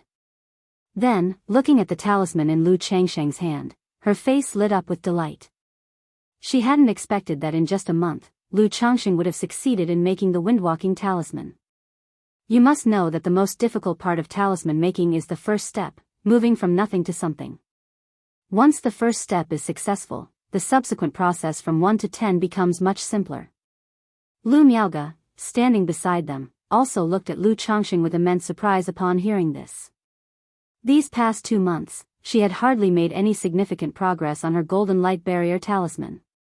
Though the talisman she was practicing was a superior grade talisman, back when she was at Lu Changxing's current level, it took her roughly 3 months to succeed with the golden light insignia, which was equivalent to the windwalking talisman in difficulty. Yet now, Lu Changxing had managed to successfully make the windwalking talisman in just 1 month. Lu Miaoge bit her lip gently, feeling somewhat disheartened by the blow. In talisman making, her talent was already considered quite good. Otherwise, among the many Lu family disciples, she wouldn't have been the only talisman master, and she was even on the verge of breaking through to become a first-grade superior talisman master. The fourth elder had told her that she had a real gift for talisman making, with the potential to become a second-grade talisman master one day. But at this moment, her formerly pride-worthy talent in talisman making was completely crushed by Lu Changxing. She could already foresee the day when she would be surpassed by him. The fourth elder took the windwalking talisman from Lu Changxing's hands. Her fingers traced it inch by inch, feeling both the strokes and the flow of spiritual power within it. You don't have any issues with drawing the lines for the talisman. Your grip and drawing are exceptionally steady, which shows a rare talent, she said. However, regarding spiritual power, there's a lot left to be desired in terms of proficiency and stability. For instance, this particular point here has a clear issue. Any carelessness could lead to failure, and then the fourth elder provided a detailed critique of Lu Changxing's talisman, pointing out the specific issues. She then said, Changxing, draw another windwalking talisman for me to see. Yes, grandmother. Lu Changxing responded and took out a sheet of talisman paper to begin drawing. However, not even halfway through, the talisman started to give off blue smoke, another failure. At this point, the spiritual power must be wrapped tightly around the brush strokes, but after making a turn, it must be released immediately, with a spring in the motion, the fourth elder said out loud, indicating for Lu Changxing to continue. After that, Lu Changxing failed again. He had just started yesterday, so his success rate for making talismans should be at most 10%. Naturally, he couldn't show himself to be too skilled. Under the guidance of the fourth elder, Lu Changxing failed 2 more times. Upon seeing this, the fourth elder didn't say much. She simply comforted him, it's okay, you're just a bit nervous, and you have just started. Familiarize yourself with it, and you'll be fine. Come, grandmother will guide you through drawing a talisman once more. Afterward, she held Lu Changxing's hand again and helped him draw the windwalking talisman. Thank you, grandmother. Changxing will definitely work hard and not disappoint you, Lu Changxing said to the fourth elder. Good child, I am already very satisfied with your performance. Grandmother believes that as long as you work hard, you will surely become a second-ranked talisman master in the future, the fourth elder said kindly. She was very satisfied with her grandson-in-law Lu Changxing. Not only did he have exceptional talent in talisman making, but he was also very steady and treated her granddaughter well. The only fault she could find was that he had too many wives and children. He spent too much time thinking about marrying and having offspring. In her opinion, if Lu Changxing could concentrate all his efforts on talisman making and focus on the talisman path, he could go much further in the future. By the way, Changxing, you've been at the 3rd level of qi refinement for a while now, haven't you? Suddenly, the fourth elder turned to Lu Changxing and asked. Yes, grandmother. I reached the peak of the 3rd level in qi refinement 8 months ago, but as you know, my spiritual root is only 9th grade, Lu Changxing responded, unable to suppress a wry smile. He had been at the peak of 3rd level in qi refinement 8 months prior. He had not slacked in his cultivation since then, but he had felt no loosening of his bottleneck. With lower-grade spiritual roots, each bottleneck was a barrier. If you need it, grandmother can apply to the family for a breakthrough elixir for you, the fourth elder said after a slight pause. The transition from the third to the fourth level of Qi refinement marks the progression from the early stages to the middle stages, a significant hurdle. The poorer the quality of the spiritual root, the harder it is to break through. In such cases, apart from relying on time to grind through, one can also seek help from breakthrough elixir medicines to overcome the bottleneck. Thank you, grandmother, but I would still like to continue trying to break through on my own, Lu Changxing said, politely refusing. He was frustrated by the bottleneck but not desperate to break through it. For now, he did not wish to rely on elixir medicines. His reasoning was simple. If he used a breakthrough elixir to advance from the third to the fourth level in Qi refinement, the difficulty of moving from the sixth to the seventh level would increase. If at the sixth level he again used a breakthrough elixir, it would make the foundation establishment even more challenging later on. Occasional help from elixir medicines like the Yellow Dragon elixir was fine as they had no side effects. However, using breakthrough elixirs that stimulated one's potential to advance could have an impact. For most people, if they weren't considering foundation establishment, using breakthrough elixirs wouldn't be a big deal. But Lu Changsheng's focus was on the future, not the present. Since he wasn't in a rush to break through, he preferred to try and make it on his own for as long as possible.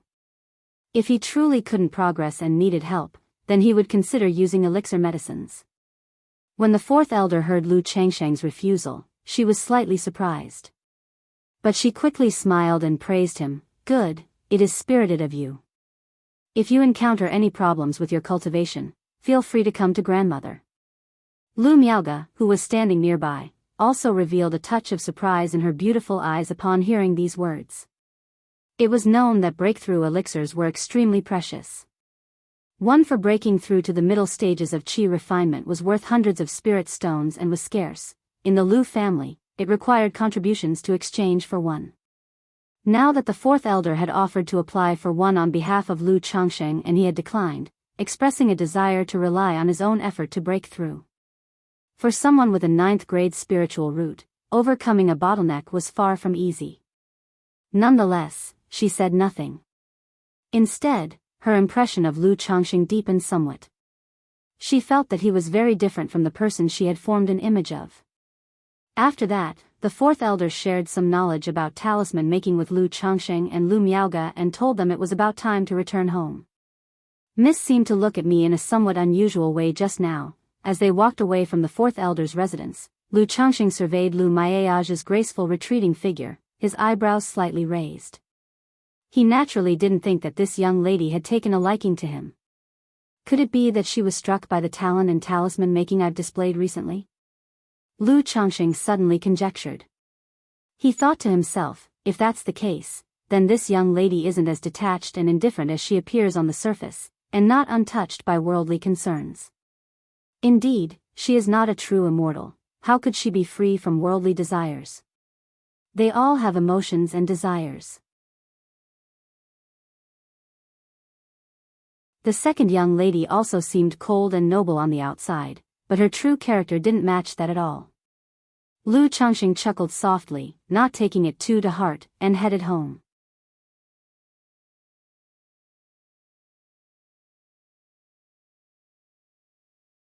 Chapter 59, 8th grade spiritual root, 6th lottery draw _1 time flew by.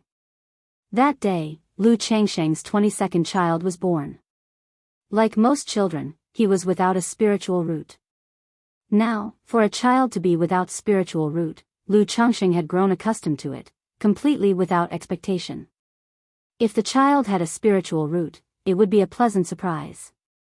However, surprises like that tend to arrive so suddenly, so unexpectedly.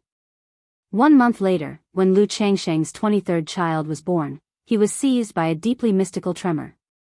It was the tremor of the child having a spiritual root.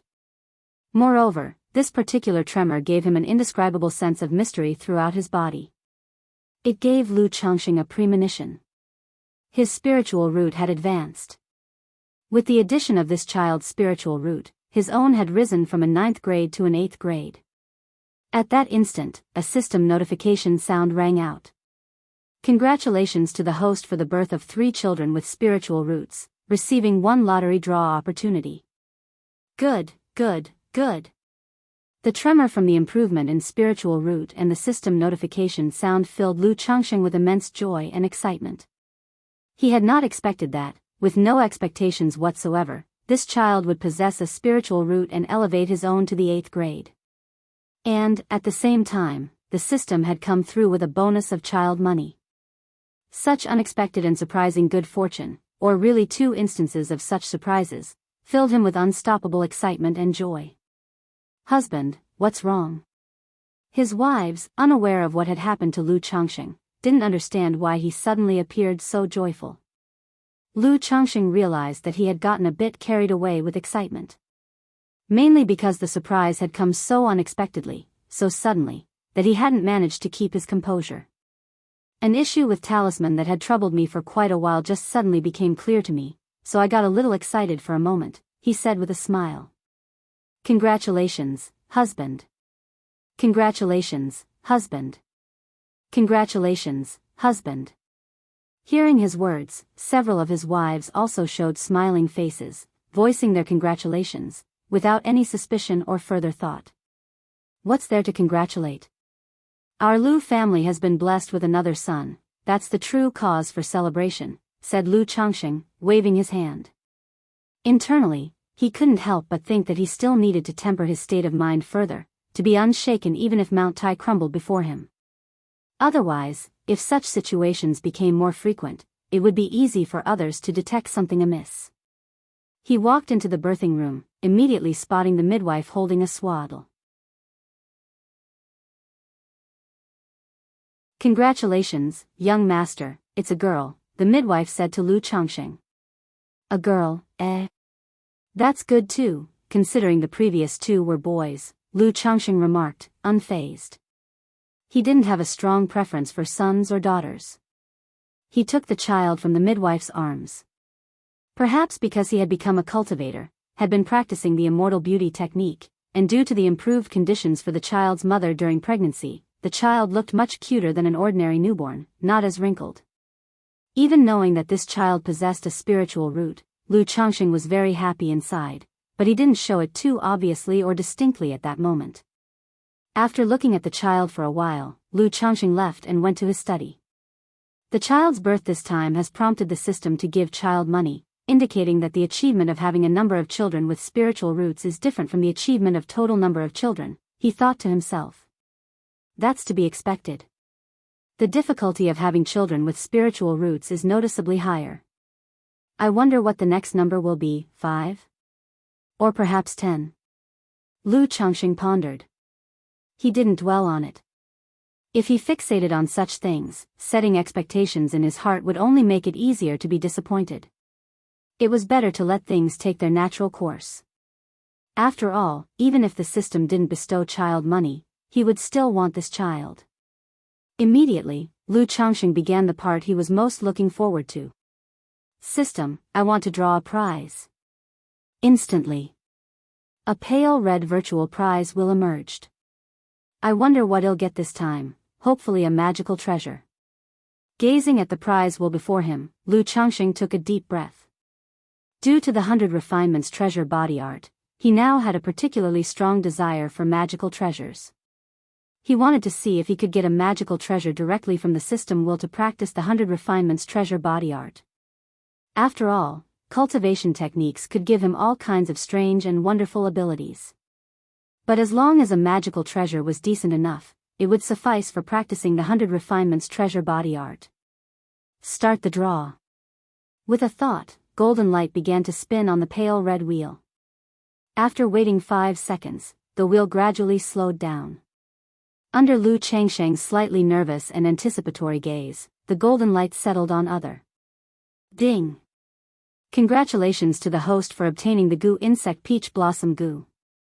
The reward has been sent to the system space, and the host can check it at any time. A pattern resembling a butterfly with 2 peach blossom petals emerged from the big wheel, accompanied by a system notification sound. A goo insect, peach blossom goo. Lu Changsheng was somewhat surprised to see this reward. He wasn't too disappointed at not getting the cultivation technique or magical treasures he wanted. After all, he had been disappointed so many times before. A lottery drawing like this, how could it possibly go according to one's wishes? The days ahead were long, and there would be plenty of chances to draw prizes. As long as he worked hard, he would eventually get the rewards he wanted. He looked at the peach blossom goo in the system space. Goo insect, peach blossom goo, quality, sky spirit goo, description, a peculiar goo created by the peach blossom Immortal, a cultivator of goo arts. It can improve the host's skin and enhance their charisma, creating an extremely attractive appearance to the opposite sex, and it can also increase the host's fortune in romantic affairs. Lu Changxing didn't know much about goo insects. He only knew that among the various arts of cultivation, there were factions similar to beast taming, such as poison goo, corpse refining, ghost nurturing, and so on. He hadn't really looked into this particular area. But, trusting the system, and seeing the word sky spirit goo along with the description of its effects, he felt that this peach blossom goo was not ordinary. It was definitely an exceptional goo insect. First the immortal beauty technique, and now this peach blossom goo. Does this mean that in the future, I'm destined to rely on my looks to live a life of ease? Lu Changxing smacked his lips. Having experienced the changes brought on by the immortal beauty technique, he was quite looking forward to the effects of the peach blossom goo and thought it was very good. After all, he had been practicing the immortal beauty technique for over 3 years to achieve such handsomeness. Now with the peach blossom goo added to the mix, wouldn't he be the dream of millions of fairies in the cultivation world? Especially since the appearance enhancement from the peach blossom goo was targeted at the opposite sex. Not only was it targeted at the opposite sex, but it could also enhance one's romantic fortune. Handsome, with good romantic luck, wouldn't that be a killer combination? It was simply made to measure for a future where he would be surrounded by wives and consorts, the nemesis of fairies and witches. Romantic fortune. Although the concept of fate is mentioned in the cultivation world, it is nebulous and mysterious, with no detailed explanations. Most books only mention that some people are born with great fate and can turn misfortune into blessing in whatever they do. They might even stumble upon treasures when leaving their homes, charging ahead on the path of cultivation, advancing triumphantly and rapidly. Even though this peach blossom goo can't improve a person's overall fate, it can enhance someone's romantic fortune. I wonder if with this goo, my future cultivation journey will be blessed with continued romantic success. When the time comes, I should look into more about fate and information on goo insects. Lu Changxing thought to himself. Although he enjoyed reading various books, he only had surface-level knowledge about the concept of fate and topics like goo insects, which were considered unorthodox. Now that he had obtained this peach blossom goo, he was thinking of delving deeper into related knowledge. Without further thought, Lu Changxing willed it, and extracted the peach blossom goo from the system space.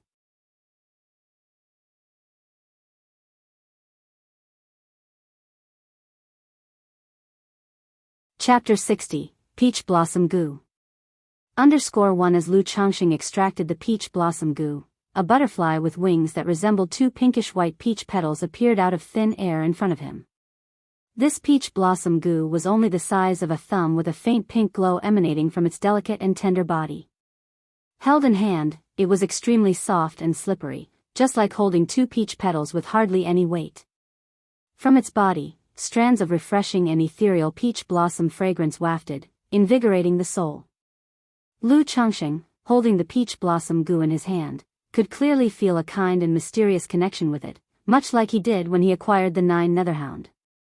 No need for any measures to tame or subdue, the system directly helped him tame and subdue it. And through the system, he knew that to control and command this goo creature, he needed to refine it. The method of refinement was also quite simple. Feed it with a drop of essence blood first, then gradually refine the goo with mental spirit and spiritual power. Having understood the basic usage of the peach blossom goo, Lu Changxing didn't hesitate. He forced out a droplet of blood from his fingertip and fed it to the peach blossom goo. The peach blossom goo had a sesame-sized mouthpiece that slowly licked when it saw the droplet of blood. After a moment, the peach blossom goo had consumed all of the essence blood. Lu Changxing then began to wrap the peach blossom goo in spiritual power, invading its body and will, refining it. For many goo cultivators, refining a goo worm was an extremely dangerous affair. Although the goo worm did not possess much intelligence, it still had life as a being and an inherent will to survive. Facing the cultivator's refining, it naturally resisted instinctively. Even some fierce and tyrannical goo worms would backlash against the refiner. However, this peach blossom goo was obtained by Lu Changxing through a system lottery, and there was already a slight intimate connection between them, so this problem didn't exist. Under his spiritual power refinement, the peach blossom goo not only did not resist in the slightest, but it even actively cooperated, allowing Lu Changxing's spiritual power to enter its body to be refined. Lu Changxing didn't have to exhaust his mental spirit to suppress the will of the peach blossom goo. An hour later. Phew. Lu Changxing looked at the partially translucent peach blossom goo in his hand and exhaled a long breath. It wasn't that the refinement was complete. But rather, his spiritual power was exhausted, and he needed to rest and recover it. If this peach blossom goo had not been obtained through the system lottery, with my current cultivation strength, I would not have been able to refine it at all, nor would it have been possible to succeed in the refinement, not to mention there might have been a backlash, injuring myself. He couldn't help but shake his head. For the past hour, he had used all his spiritual power to refine the peach blossom goo. Yet his spiritual power was depleted, and he had refined less than 1/10 of the peach blossom goo. Bear in mind, this was while the peach blossom goo was fully cooperative. If the peach blossom goo had offered even a slight resistance, he would have encountered an insurmountable challenge in refining it. However, this also shows that this peach blossom goo is even more extraordinary. It is not a goo that an ordinary energy refinement cultivator can come into contact with, and only a cheat like me, with the help of the system, could obtain something far beyond one's own stage, he mused. Now is a good time to restore my spiritual power and see what changes have occurred after my spiritual root advanced to 8th grade. Lu Changxing began to sit in meditation, cultivating and restoring his spiritual power. He also wanted to see what changes had taken place after his spiritual root progressed from 9th grade to 8th grade. An hour went by. Lu Changxing opened his eyes. After the meditation, he found that his cultivation speed had not significantly increased after his 9th grade spiritual root advanced to 8th grade. It had only improved by about 10%. The cultivation speed of an 8th grade spiritual root is almost 30% faster than that of a 9th grade spiritual root. With the previous addition from Shao Qi and Shao Shi Qi, my spiritual root was already close to 8th grade, so now with this daughter's boost, even though my spiritual root has advanced from 9th grade to 8th grade, the improvement isn't large. A cultivation speed increase of about 10% also implies that this child's spiritual root is a lower grade. Spiritual root, probably similar to Shao Shi Qi's, a 7th grade or 8th grade spiritual root, Lu Changxing silently contemplated. But he didn't feel any sense of loss. After all, whether it was a 9th grade or 8th grade spiritual root, they both belonged to the lower grade spiritual roots. The difference between the two wasn't too significant. Thus, advancing from 9th grade to 8th grade spiritual root was unlikely to bring a dramatic qualitative change.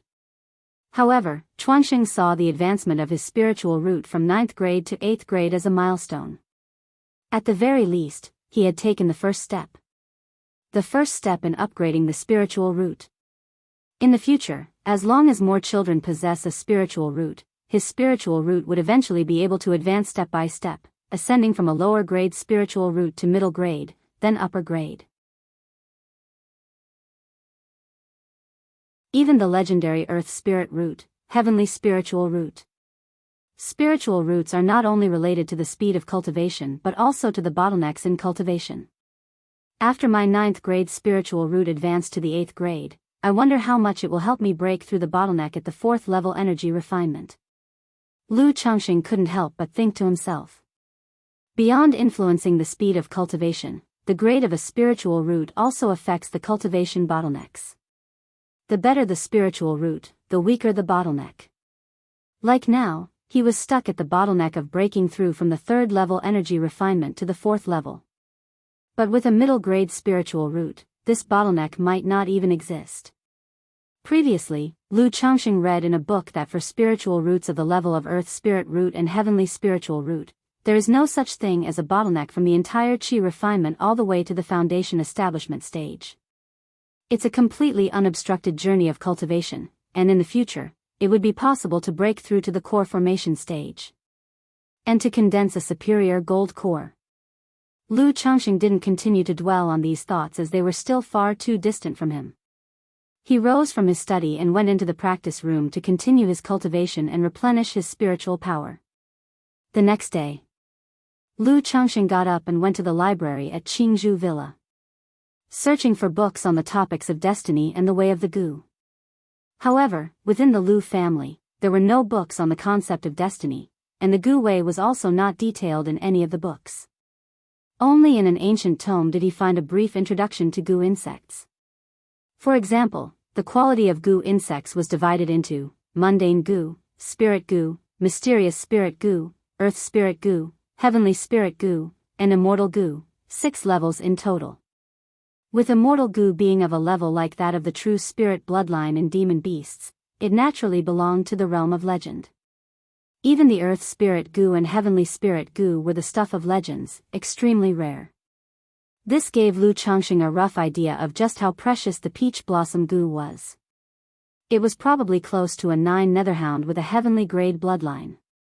Furthermore, Gu insects can continuously transform and grow, divided from low to high into first transformation, second transformation, third transformation, fourth transformation, fifth transformation. Corresponding to the cultivator's stages of qi refinement realm, foundation establishment stage, core formation stage, nascent soul stage, divinity transformation stage.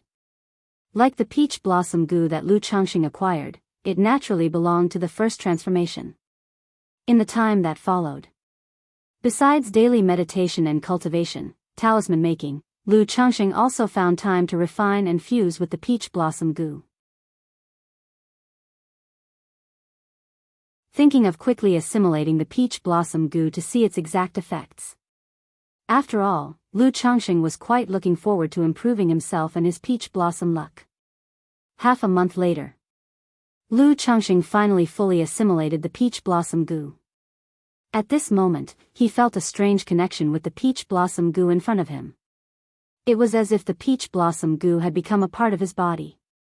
At the same time, he came to understand the peach blossom Gu in detail. Peach blossom Gu feeds on peach blossom luck. The more prosperous the host's peach blossom luck, the faster the peach blossom Gu would grow. With every growth and transformation of the peach blossom Gu, the host's peach blossom luck would become increasingly vibrant. However, the growth and transformation of the peach blossom Gu would be impacted and limited by its master. If the master has not broken through to the foundation establishment stage, then no matter how much peach blossom luck the Gu consumes, it cannot advance to second transformation. Currently, the peach blossom Gu possesses 3 effects. The first 2 are the passive effects introduced in the system explanation before. It can subtly improve the host's physique, making the skin more radiant and the aura stand out, thus becoming more attractive to the opposite sex. Simultaneously, it unconsciously boosts the host's peach blossom luck. Both of these effects are passive. The first one will gradually show some effects. The second, peach blossom luck, is more elusive and intangible. The third effect of the peach blossom Gu is an active one. By activating the peach blossom Gu, it can release a fragrance known as 5 aggregates peach blossom miasma. This aroma has the effect of bewildering and enchanting the mind. Both people and animals, as well as plants, will be influenced. As for the impact, it depends on the strength of the Gu insect. As the peach blossom Gu is currently only at the first transformation, the power and effects of the 5 aggregates peach blossom miasma correspond to the qi refinement realm. You're tuning in to the Carefree Valley YouTube channel. Don't forget to subscribe and join us on this journey to catch the most captivating stories.